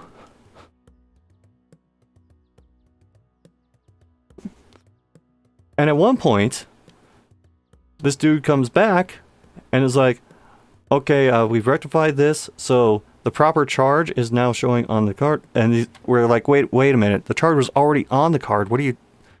And he's like, well, this ticket said that you were supposed to get charged. We're like, it's not a ticket, it's a receipt. How are you the parking specialist?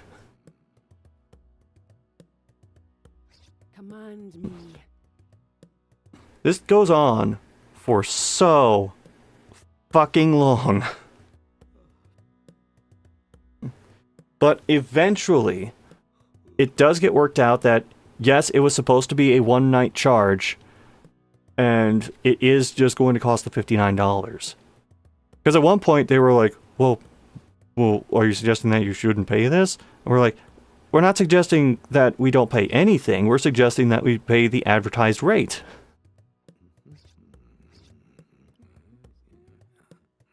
But anyway, much drinking ensued after that. We were at the High Velocity Sports Bar again. It was like me, Casey, an agent, and Philip was there too. And we just got so lost in conversation. I mean, I wasn't drinking at all. Here. And Here to serve. Tell me. Ready for orders. and conversation keeps bouncing from one thing to the other, and so much time goes by that in the middle of a conversation, we notice the lights dim and then suddenly get really bright. And we all look up and look around, and there is practically no one left in the bar/restaurant space. And we look at the clock and realize it's 5 minutes to midnight.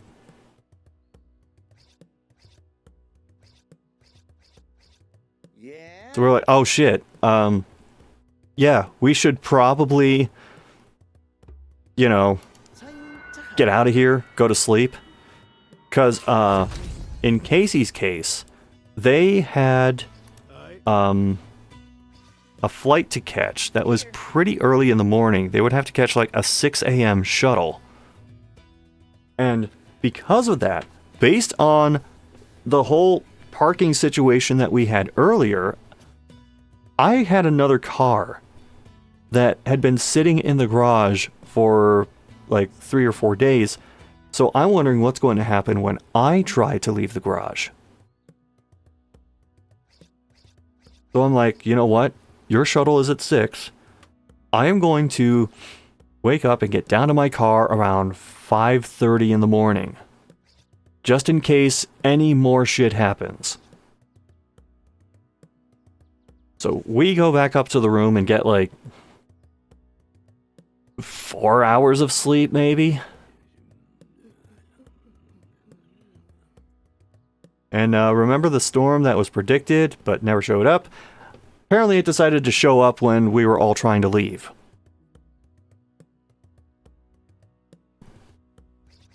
So I head down to my car.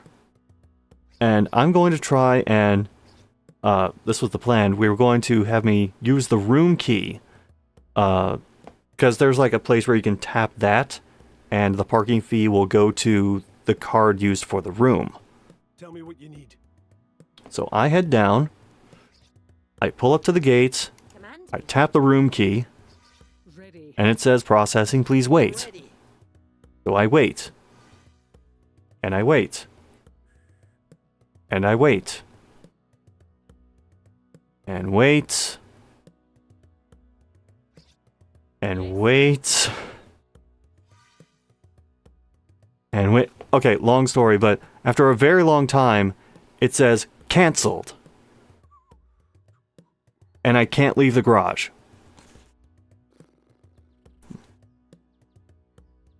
So I'm messaging Casey back, and Casey is there, and one of their agent contacts is there.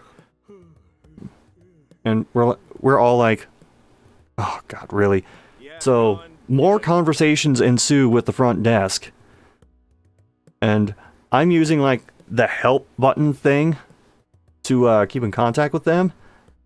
And eventually the person just says, 1 second, I'm going to let you out. Because they were moving the charge to the room card. I don't know if it's because we were checking out at the same time that it caused some weird mix-up where the card just wouldn't do anything, but I do eventually get out of the garage. And the shuttle is just a little bit behind, so I like pull up to the front. There were already a shit ton of taxis out in front of the hotel because a bunch of the Japanese guests were also getting ready to leave around the same time. But we did have time to say one final goodbye, And then I drive back home through a bunch of rain. And once I got home, I was just so tired and exhausted from the entire weekend.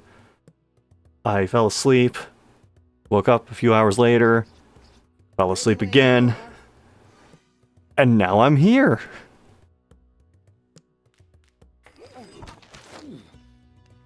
On your word. And that, I guess, was Weebcon Indy.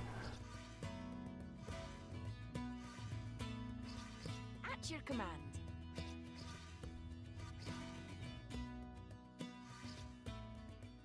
Here. Ready.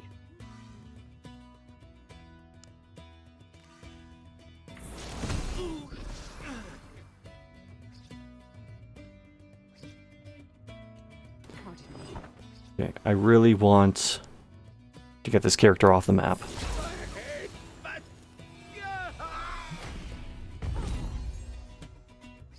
Here. Ready. Slammed. I hope you brought enough for everyone.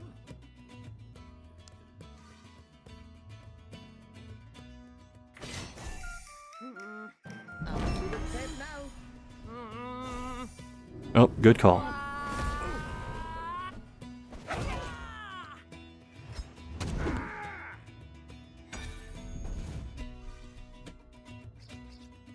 Speak.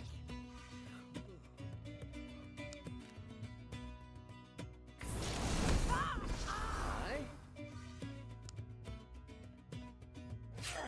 Oh.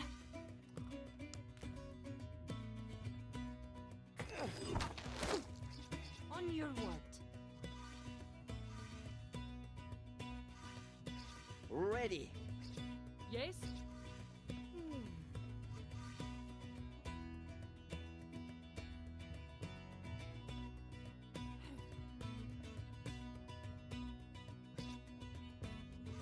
I need to verify the range of that. This is your lucky day. I don't know if that'll Ready work. when you are. Ready. Ready. Of course, one short.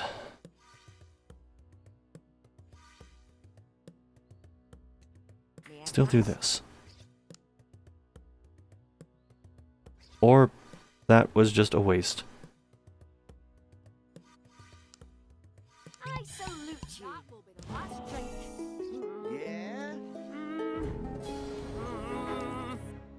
Invigorating.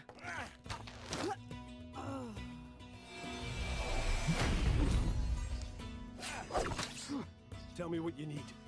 Good steel and a good arm never lost yet. I'm gonna make you eat those ones.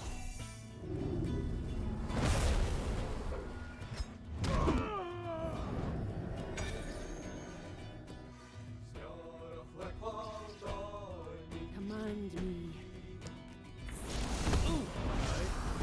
What should I do? Away I go.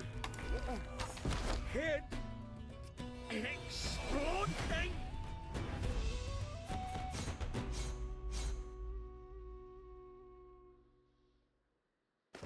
Poor deluded fools. I will pray for their souls. Now, let us see who awaits us within. It is as I feared. They have brought the children to my home. Why?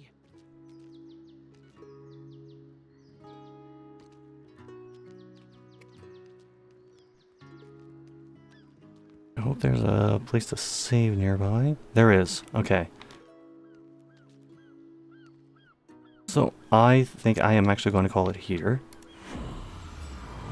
How long have I been going on about this convention?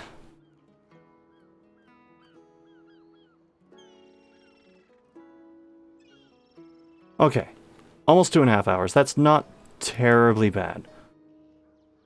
That said, I am going to stop here. I'll be back later in the week. Not sure with what yet. Probably either Cryptmaster or Blasphemous or maybe Gamefly. Or I might do a Fearless. I have actually been thinking about doing another one of those in the near future. But for now, I see Nightman is currently on... Hold on, which one was that again? He's on Tales of Graces F Remastered. Yeah, let's raid him. Thanks guys for hanging out. And I will see you around. Later.